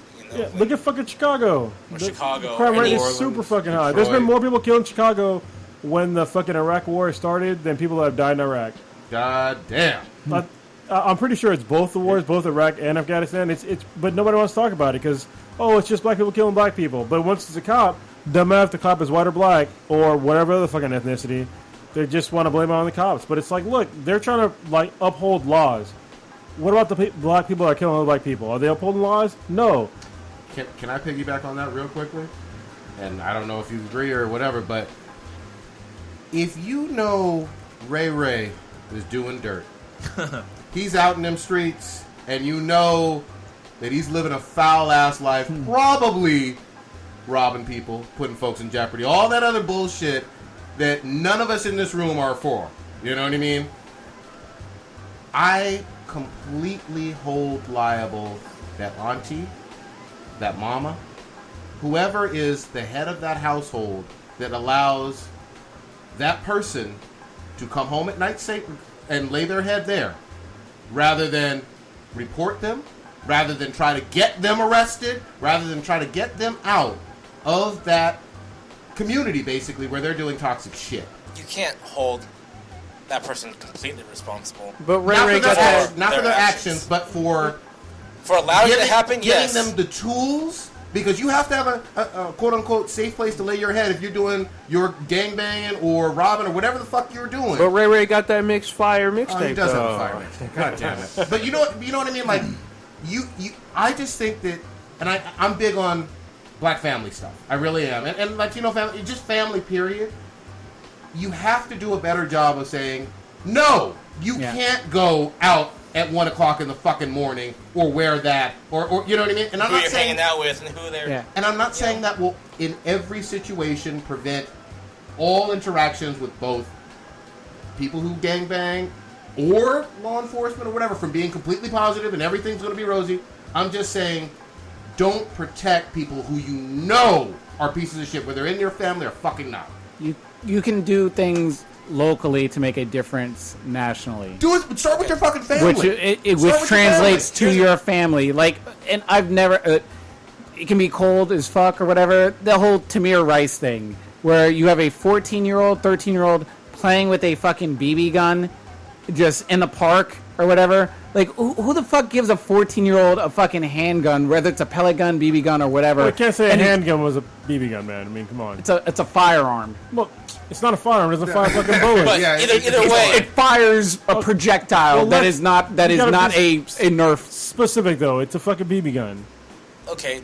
Well, either way, it resembles a firearm. Yeah, it was like a replica. There's no positive outcome. If a cop comes to a call and resembles a firearm, the guy's pointing it everywhere. Yeah. What are you gonna think if I walk in a bank with a BB gun, there's going to be problems. But then also, I got a 6-year-old son, black male, who would never get anything other than maybe a Nerf, brightly ass colored blue, orange colored water gun right? that is clear as fuck. So wait, but you tell him to fix it, Deathstroke. But no, but in Tamir Rice's case, the gun had a red tip that was But can you see that all the time? If you got a gun in your waistband, you ain't seeing a tip. The only time when you see a tip of a gun is when it's pointed at you. But no, but even that's that, too late. No, even that. There's been like gangbangers and shit like that painting the tip of their gun to make it look like a toy. So you can't even fucking trust that. And he's pointing it at people. People that are altering firearms look like toys.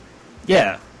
And then you can fucking like 3D print guns now too, which is fucking crazy. Yeah, I've seen a actual thing online where someone hid a shotgun inside of a super soaker, so it looked like a super soaker, but it was actually a shotgun. Okay, that's fucked up. Damn, that's some or iPhone that turns into a gun. So I've seen that. I've heard about that. Have you been to that? Sorry, tangent. San Quentin, a weapons museum. I've seen that shit. It's Holy fucking crazy. shit, man. It's scary. The Shank Museum. Let me pose this question. I know two of you guys for sure have children of your own, right? I don't claim none of them. You just said that you raised a kid. Sorry, Michigan. But I want... Do you feel it's okay to raise your kids to fear the police? No, I don't. And what's weird is that for some reason my daughter was scared of the police. I'm like, what the fuck for? Like, why are you scared of the police? Like, you called in when you have problems. And would you train your kids to fight the police? No. Never on the fight. A healthy... I think there's a healthy level of fear when it comes to this person does have a firearm. This person is supposed to protect the law completely, and I get that. But as we've mentioned earlier on this show, there are times when officers are stressed out, and you need to be aware of that. And in terms of that aspect of, you never know what this person's state of mind is, that part you do need to be aware of. You never know when somebody's at a 9. Yeah, that's exactly right. That I would teach them. That's anybody. And if that... Yeah, but I mean... Yes, not everybody has a firearm. Not everybody has a firearm and a badge and all of that stuff. So a mixtape is fire, though. A mixtape is fire. But in terms of that, kinda. Mine was a healthy, a heightened sense of respect. That's how I word it. Like when my mom said something as a kid, there was no ifs, ands, or buts or why. It was okay. Mom said this, I will do that, and that's the way. Are you scared of your mom? Not now. She got that booty tank belt, though. I remember to whip that thing. But like, growing up, but and not to say, I don't want to say fear because fear sounds sort of. I think it's maybe a little bit too harsh a word, but it was just a sense of respect or whatever. When my mom told me to do something, I did it. Respect. That was it. The same thing with a police officer. If an officer told me, hey, go play, you need to play basketball or not run in the street, get out of my... No, there was no talking back to a police officer, just like there was no... And it wasn't because I was worried the cop would whip me like my mom might have whipped me or something like that, but it was just out of a sense of respect, more so than an elder. Their authority. Yeah, exactly. They're an authority, just like my parents are. Usually, I mean, the way I was brought up is if a cop tells you to do something, you do it. You might not agree with it, or you might not understand why he's telling you to do that, but you do it. And if he's wrong, you can deal with that later. You can deal with that whether, if he's corrupt, you can deal with that later. And it goes, you can deal with that outside of the situation that you're in right now. At this moment, this cop is telling you to do something, and as far as authority goes, and he has a weapon, you need to do that thing. You start questioning him and going and fighting against him at that moment, you never know what's going to happen. You start changing the scenario all around. Yeah, I would much rather, if I think the officer is in the wrong, I would much rather humiliate him in court than possibly get shot in person. Yeah. So, and I've won many fucking traffic tickets. So. That shit feels good when you win a traffic ticket. Yeah, walking out there like, that's big shit. But it's not worth getting in an argument. Like, whenever I have a problem with, anytime an officer pulls me over for whatever reason, I'm not gonna sit there and try to argue some shit. I'm not gonna sit there because my thing is not with him. It's with the law, and he is not writing the fucking laws. And I can deal with the law in court. I can't deal with the law talking to an officer. Yeah, what are you going to win at that moment by talking back or combating? And that's only when I know that I'm in the right. I'm glad you said that because I hate to hear negative circumstances with bullshit. If you're going to pull somebody over there's no description thing out there, and they don't have a broken tail light, but you're just going to pull somebody over to see what's going on. Not saying you try to fight the cop at all. I'm just saying that when you know something isn't on the up and up in terms of why you're even being stopped, you're going to be fuming inside as a normal human being. I think that's reasonable, regardless of your race nature. At all. I think you're going to not have a smile on your fucking face. I think you're not going to be as respectful in general as you would be if you know, hey, I was going 80 in a 65. I get that. But under no circumstances, going back to your question, do I teach my children, or will I teach my children, go out and fight police officers? God. That's a recipe to get your life taken from you.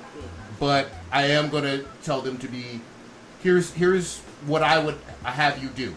I have, like they said, a healthy respect, but there is some fear in that too. It's not I'm going to run up to an officer and ask them questions when nothing to report is going on, just because. That's not what I would teach my children. So maybe, I don't know if that clarifies it for you, or if you have a follow-up question on that. I don't know. No, I'm just asking in general because right now it seems like the media is teaching people to be afraid of the cops. Yeah, because they're fucking retarded. And it's also and parents are teaching their kids to fear cops. And I just don't think it's healthy for people to fear cops, because there are people that basically chose to sacrifice themselves to protect all of us. Yeah, they're people. People see... And people make mistakes. Yeah, they see a uniform and they think, it's... They a lot of times people don't realize they're just different people. They're African Americans, they're Caucasians, they're Asians, they're Latinos. They're all people. They're all human. But people just see the uniform and badge and just think that they're all so-called the enemy based on what other idiot friends or the media is sort of telling them. And they don't come to that intelligent decision and be like, all right, I may have had, per se, a bad incident with Officer Jones in said state at blah, blah, blah. That doesn't mean that this officer I'm dealing with has any connection, tie, or is the same person? They're all different people, just like how there's 6 different people in this room right now. Yeah. All officers are different, and they will treat you differently, and you just show them respect, and for the most part, they will respect you. Can I tell a real quick story? I was in Palo Alto, and I got pulled over going to Stanford, right on University Avenue. I must have been going past the speed limit or whatever the fuck. So in my brain, because of what I've been taught and whatnot, and just even trying to be aware as well, I have exactly what we mentioned previously, hands on steering wheel or on the dash and all of that shit. And I'm, looking and making sure, just like Blue mentioned, I'm going to get my wallet. This is what I'm doing, blah, blah, blah. Following all of that. The officer, which was interesting because everybody's an individual and different, let me know it makes me nervous when you have your hands up there because it makes me think that you may have something and you're trying to hide. Do I have a reason to suspect that? Interesting. Blah, blah, blah. And I was like, no, I'm not trying to make you nervous at all. I'm trying to make you safe by doing these actions. Therefore, if you want me to, I'll put them on the steering wheel, on the lower part of the steering wheel, or on my lap, But it was interesting to me to hear a completely different take from every other interaction I've ever had and everything I've ever been taught. That just comes from the fact that most people don't know to put their hand on the steering wheel and don't do it. So in his training, he's just telling you that most people that do that have had interactions with the police before. Yeah. Well, I know. I was riding dirty though. I went to traffic school, and that was something that they explained to you. That they were like, hey, yeah, put your hands on the steering wheel, like turn off your car, immediately turn off your car, roll down your windows, and just put your hands on the steering wheel and wait for the officer to come up. Because the first thing they said, the officer's going to come up, and if it's at night, they're going to have their flashlight on, and the first thing they're going to do is just search the fucking back seat to make sure, there's nobody back there, if somebody's, tied up or some shit, but yeah. Where are the dead hookers? She's in trunk. But you need a warrant for that. Damn. So, how can we move forward? Maybe we lost track. That's what Kickman was asking. He said, so what do you think that police can do to help the situation? I think the community needs to start first. I mean, that's my opinion. Like I said, community policing is always good. It's always a good way to start, but not a lot of communities are going to welcome people or cops to do stuff like that. So how do you think from the just police side, I'm not going to say the media or any other external entity, is there anything that the police can do to help this?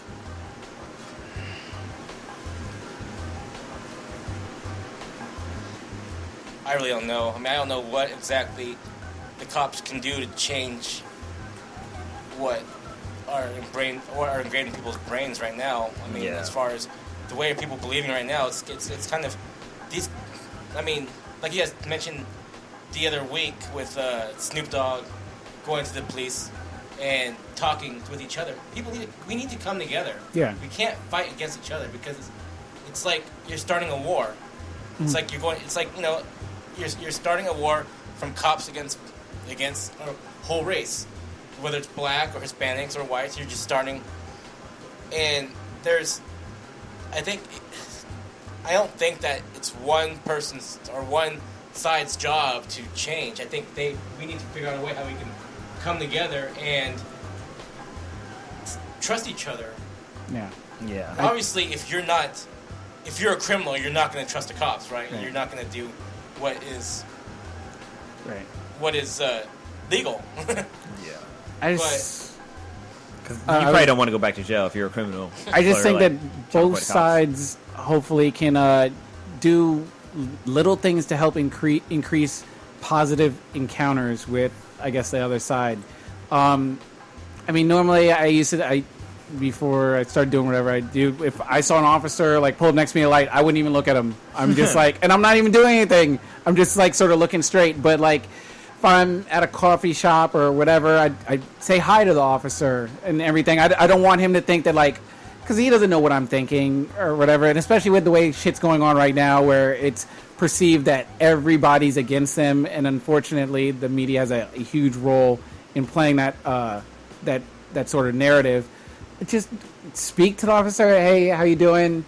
I appreciate what you do and everything. I mean, we all have, for the 90, I assume, I don't want to speak for everyone, we all have positive viewpoints of the police and everything. And I just let them know, hey, I appreciate what you do. thank you, or whatever.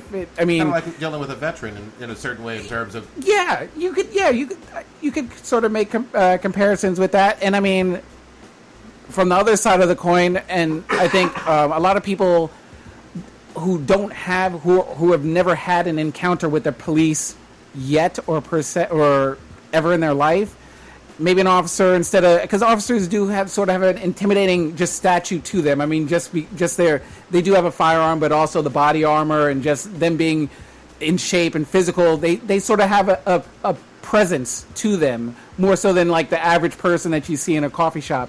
So if the officer just, hey, how you doing, or whatever, just basic conversations, you're like, oh, yeah, I'm doing, and it might catch the person off guard. It might catch me off guard or something in previous years or something. And I would just be like, you know what? Every cop I've talked to has never treated me like bad. They never thrown me against a wall. They never frisked me down. My encounter does not fit the narrative that the media is saying and what I'm seeing all over Black Twitter and all these other things.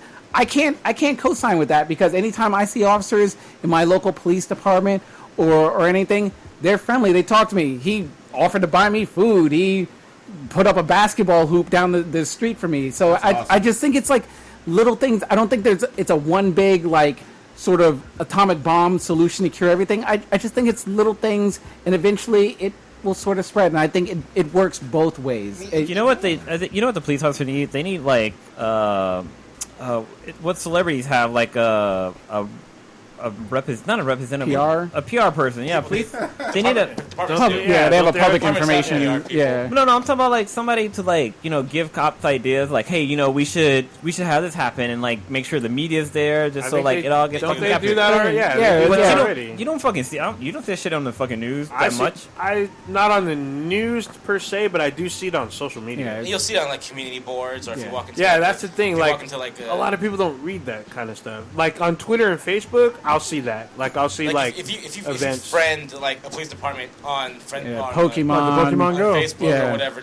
These departments do that. But the biggest thing is the media is fueling the fire, and the celebrities are also now fueling the fire too. And people are jumping on this bandwagon and putting cops against everybody else.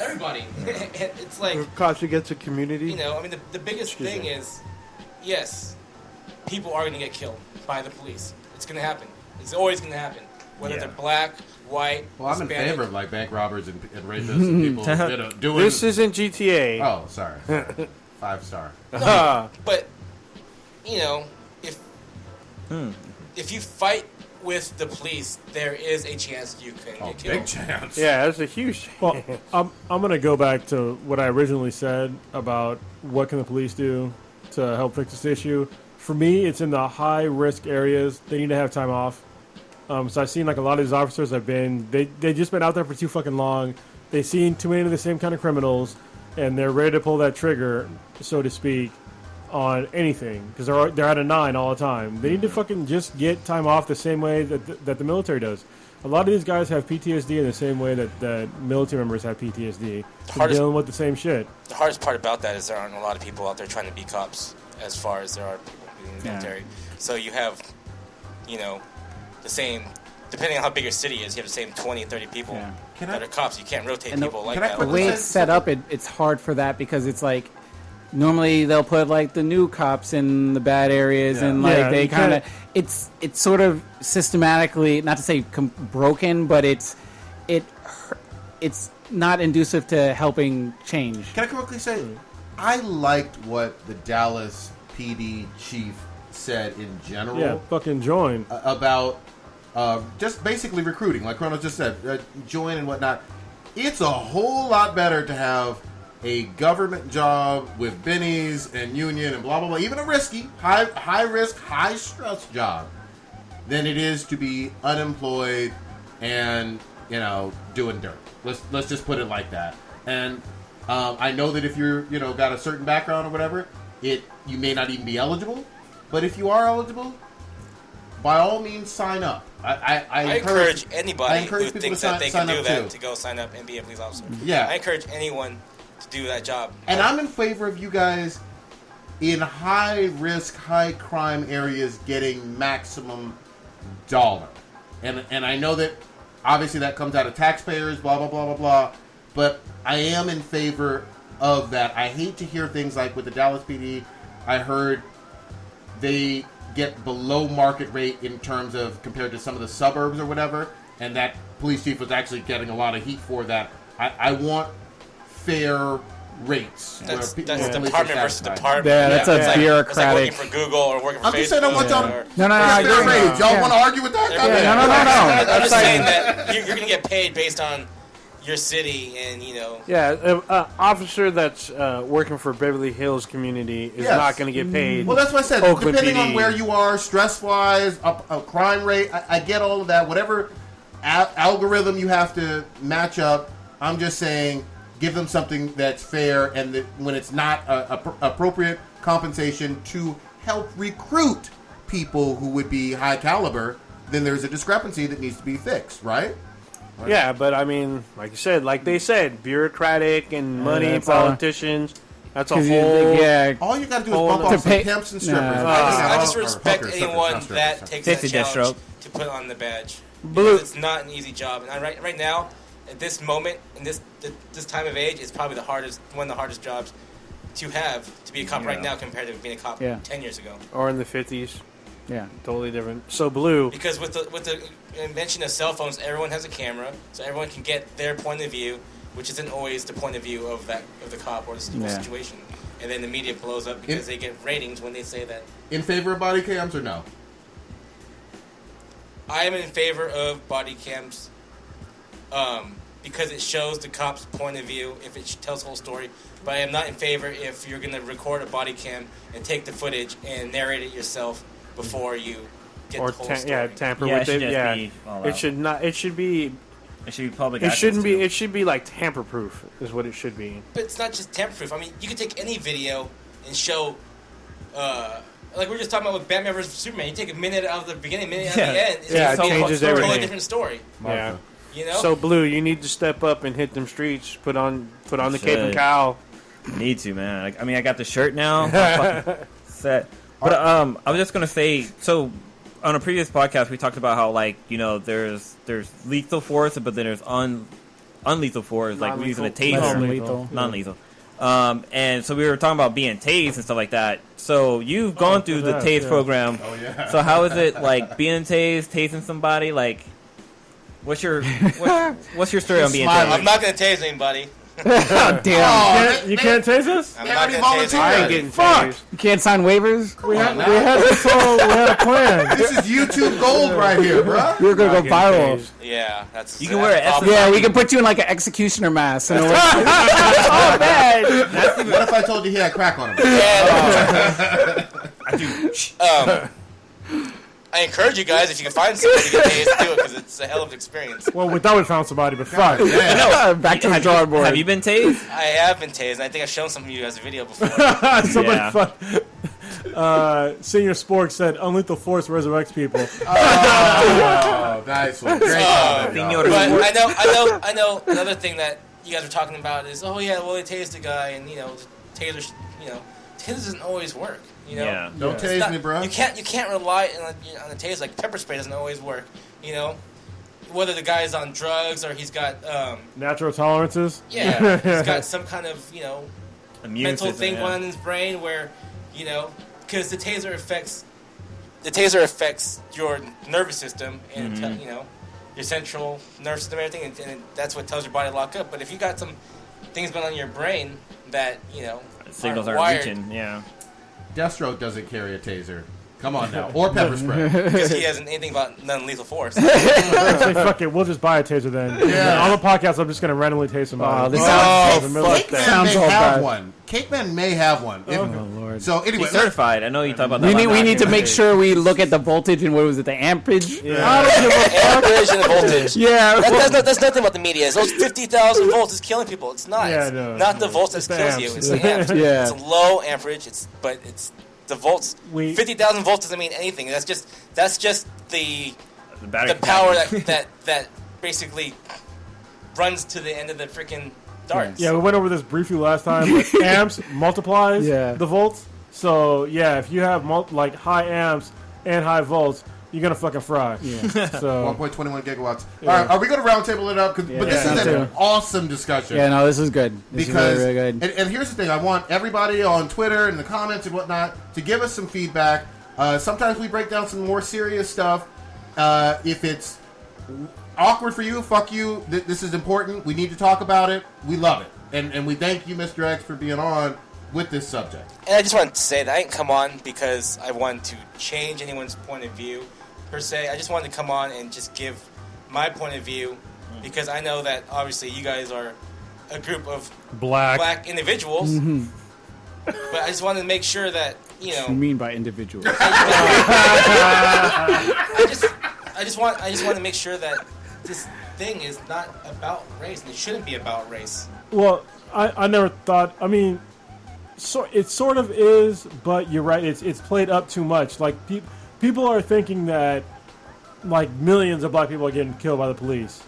What they're not. All right, it's less than 1,000 every year, and like this year I think it's less than 300, and that more would be a decline. Yeah, more white folks have died at the hands of police than black folks, and it doesn't also explain like were they armed or this is just in general. So I don't know if they're criminals, unarmed, armed, or not.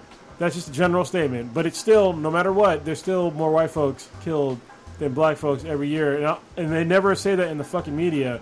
Either way, they're still, it's usually in some sort of either to protect somebody or to protect themselves for the police. It's not just because they're out there trying to kill white folks or black folks or wherever the fuck folks.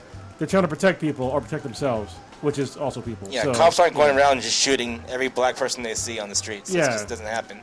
And there was an unarmed white man that got shot in Fresno a few weeks ago. I saw that. And did you guys see the video? I did. Yeah, that's all part of it. What do you guys think of the video? I'm gonna wait for because I want to be careful with this. I want and Kronos actually and Stitch have got me into this mentality, and I agree with it. I'm gonna wait until after a thorough investigation to truly comment. The video has some shock value and seems disturbing to me.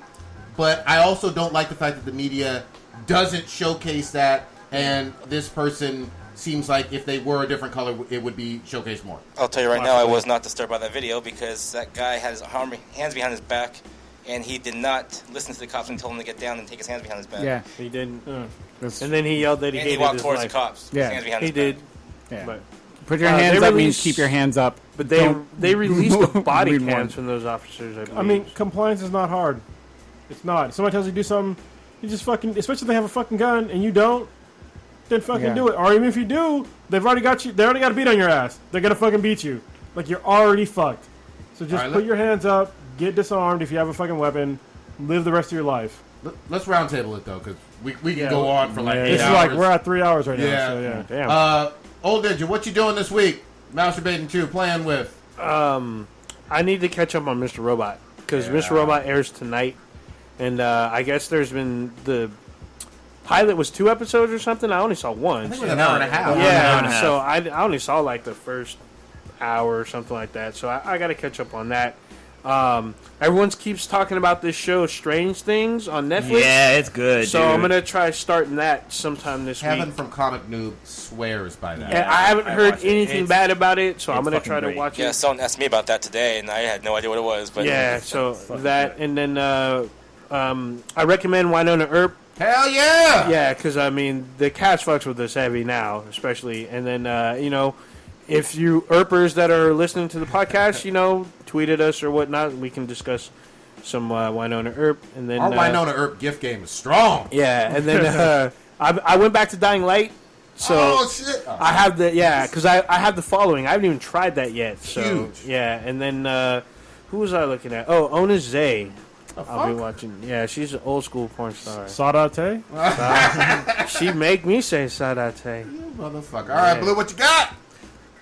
This weekend I will be helping moving the Infinite base. Oh shit! Helping Kronos move. Yeah. So helping out with that. The base is gonna get packed up tomorrow night or Friday morning. Damn, it's So, sad. Like, but it's a good thing. Don't get me wrong. But it's like, damn. We're already missing some stuff in the studio, but yeah. That's funny. All right, what else you got? But yeah, I've been watching Orphan Black heavily. I'm like on season 3 now, and the show just keeps getting fucking better and better. That's like my new show that I'm into. You gotta talk to Mishka about that. She loves it. Yeah, I know. She like posted up on my Facebook. She's like, "Oh, who's your favorite character?" I was like, "I like the fucking chick with the dreadlocks. She's fucking hot as fuck." Even though it's the same character, same person playing 6 different people. I don't know why, but the one with the dreadlocks is the hottest. I don't know why, but she just does something for me. Is that your waifu? She is actually. Right. She is. She definitely is. But I've been watching Strange Things on fucking Netflix, and that shit's fucking great. It makes me think of like Are You Afraid of the Dark? Like, oh shit, shit that I would watch like when I was a kid on Nickelodeon. Goosebumps.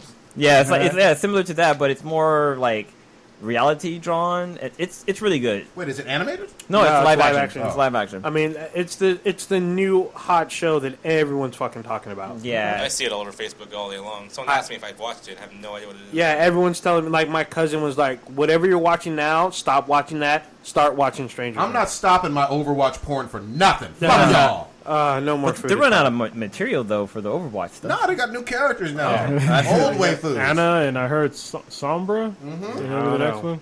I don't know, but you try sitting in the car for 8 hours and listen to Prodigy talk about Overwatch Fuda. It's all bad. Oh, and I thought this fool was kidding. No, he had scene breakdowns and everything. Did you show the PowerPoint? No, because he was fucking driving, and then like me and Mayhem are like, "Is this dude fucking for real?" And then I see Mayhem chuckling, and then like Prodigy's like, "Man, we need to hurry up and get home." I'm like, "Holy shit." We are actually speeding up just so we can get home to watch more fucking Fuda. Oops. Oh my god. So yeah, I'm also watching Dragon Ball Super. Nice. I've been trying to catch up on that. It's been decent. I talked about that last week, but man, Prison School got renewed for another season for season 2, which I'm fucking excited about. That's a good ass fucking anime. Jiggly. I would say it's up there with High School, not High School of the Dead, but with Queensblade. Yeah, it's like damn near neck to neck with that show. Nice. What you got, Stitch? I've watched 3 episodes of The Night Of, that HBO series. It's really, really good. It's got Michael Williams, the guy who plays Omar from The Wire. Oh shit! It's really fascinating. It's like sort of like a crime scene drama. Present day. Yeah, it's really, really good. Also, I've been watching Ballers. Ballers is always fun to watch. Oh shit! I'm behind on that shit. I do need to watch Mr. Robot, helping Kronos move this weekend. What else am I missing? Oh, I was playing. I downloaded, for all you other gaming nerds out there that are listening, Marvel Ultimate Alliance got redone for PlayStation 4. Hobby, shout out to B-Boy Hobby, brought me attention to that. The first one is kind of hard to go to because it's dated. It reminds me when I went back to try to play Mass Effect and I couldn't get through it. That sounds like Matt. Dude, Matt, you need to hurry up and finish fucking Mass Effect. Whole game, man. It's hard, but I'm gonna try to power through it just so I can get to the second one to see what it looks like graphically if they did some imaging touching up for the PS4. And then other than that, just sort of chilling and I guess doing whatever the squad's doing for the weekend. When does Shelby get out here, though? That couch life. I'm I'm just gonna jump in real quick. Also, I want to say like today I went back to Lunchbox and got waxed again, and it was still I got it because like man I was sorry. But anyways, what the fuck? Apparently I was talking to K-Mac and the people at Lunchbox were kind of sad by the way we talked about their business. Like they said we sugarcoated it and they wanted us to like talk really go out. They want us to go back and actually like talk to them. Oh, so I'm willing to go back and get my back redone because it's fucking hairy again. So yeah. What, the one in the East Bay or the Alameda one? One more time, just to make sure I'm clear. What they want to do? Well, no, they want us because before when we talked about our being waxed and stuff like that, we were like kind of PG, sugarcoating the whole story. And we didn't talk to them actually. You know, we didn't actually like really talk. Interview them. And we stuff could like do a better job. But no, but they want us to like as long as you don't quit. Man, that shit hurt the balls though. Well, no, they don't. K-Mac said they don't want us to fucking sugarcoat about our experience. They want us to fucking be honest about it. Like, yeah, like dank and real. Dank real. Yeah. Shit. So, oh boy. All right. Bringing it. We'll do another date. We'll go down there. We'll get waxed again. So yeah. actually, you know what's funny is that because you didn't change your email address, that K-Mac knew about the waxing appointment. I was told me that on the fucking on hilarious. the trip up. I was Before the cracking up cast. laughing. Cronus, what you got? I'll do the last one. So ask Mr. X because I got to do the. Okay, all right, Mr. X, what you got? Let's see, what am I doing? I actually just finished Game of Thrones. Wow. Sorry, I know. Season 5? Yeah, just the last season. Sorry, I've been Season behind. 6. 6, sorry. 6. I need to watch Mr. Robots on my DVR. This weekend, hoping you guys move. I probably won't be here till the afternoon because I got a birthday party to go to with my kids in the morning. Putting your kids first. Do that. It's all good. And then, let's see.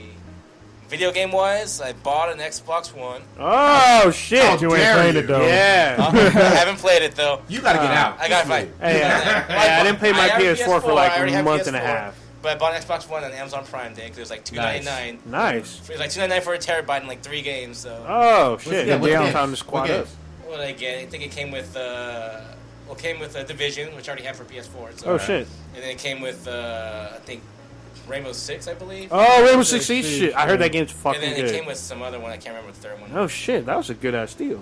All right, good shit. And it came with an extra controller too. So I got Oh, 2 controllers. super good-ass deal. And then a $50 gift card from Amazon. Amazon. So For I can- $2.99? Yeah, You Damn. throw a blowjob in there and you set. You set. That was a good-ass deal.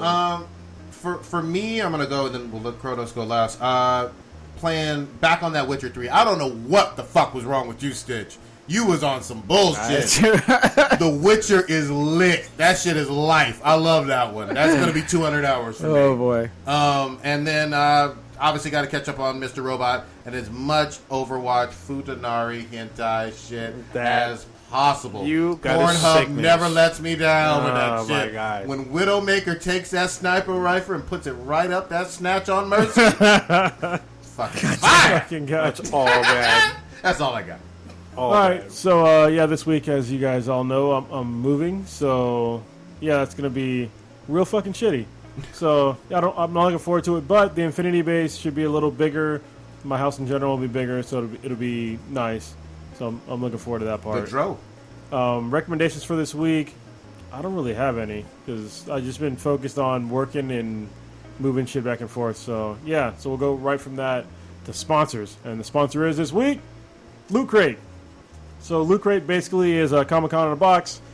It's if you guys are watching the live feed right now, I'm wearing a Rick and Morty shirt that came in the last Loot Crate. That was for what, July? This is July, right? And they actually have a VR game coming out. They do have a VR game coming out. And I'm looking forward actually to playing more VR games, and when that game comes out, I'll play that as well. So yeah, if you like getting random toys like pop vinyls, T-shirts, they actually had a really cool comic in the last Loot Crate. It was a Valiant comic. It was 4001. No, it wasn't Faith. It was not Faith. Don't screw up this promo. I'm about to get mad.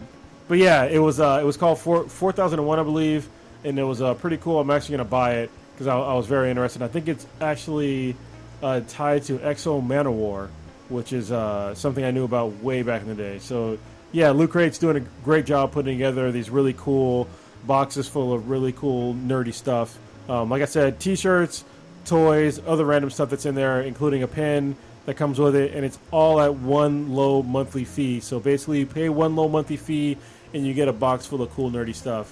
And I believe next month is their theme is the Suicide Squad. So Is it really? Yeah, and they've been posting up pictures on Facebook saying I thought what next they'll be in month there. was Halo. No, Fuck it's, No, Halo was a couple months ago. it's Suicide Squad because that comes out next weekend, which Yeah. is in August. So Which that we should need be to dope. squat up and see. Yes, and one of the cool things about every Loot Crate box is that there's actually stuff on the inside. If you flip the box inside out, it's like a cool artwork that's on the inside. So yeah, that's a little tip for y'all that are going to get Loot Crate. So yeah, if you guys want to make us some money, we'd appreciate it. Go to trylootcrate.com/BThenBTI and then use the promo code BRIDGE10. It's in a bridge that you walk over and the number 10. That will save you 10% on your new subscription. Once again, that's trylootcrate.com/BThenBTI with the promo code of BRIDGE10 to save yourself 10% on a new subscription. All right, that ends this sponsorship stuff. So we're out of here. I'm going to start the outro music. Y'all start bullshitting. Yeah. Dicks out for Harambe. You know what it is. Thank you, High Blerd, for the sweet ass t-shirts. Yeah, thank Much you, love. High. What was it? So catch us on Twitter at BTI. Catch us at benhatproductions.com/BTI. Catch me at the bar. God dang. That wasn't Blue that said that. Thanks for having me on, guys. Yeah, Thank Mr. you. X. Thank Really you. This was appreciate it. awesome. Definitely find us up on YouTube. Smash that like button and hit that subscribe button. Where do they find us on YouTube? At Be Then BTI. Or is it Black and the Oh, Black it's Black and the Black Times? Times. Search for it. You'll find us. Bridge 10. Bridge 10. Yeah. Rate us 5 Yeah. stars on iTunes. Spell the whole thing like a pimp named Slickback for YouTube. You can check us out also on Facebook at BTI. Fudanari. Don't forget to check out Before and After the Cast. It's on our channel on YouTube. It'll be featuring Blue and numerous guests. Usually it's Old Ninja, but it's usually Old Ninja and Prodigy or Old Ninja and Stitch, but sometimes there's other guests. Eggplants are her future. All right, here we go. Butt stuff.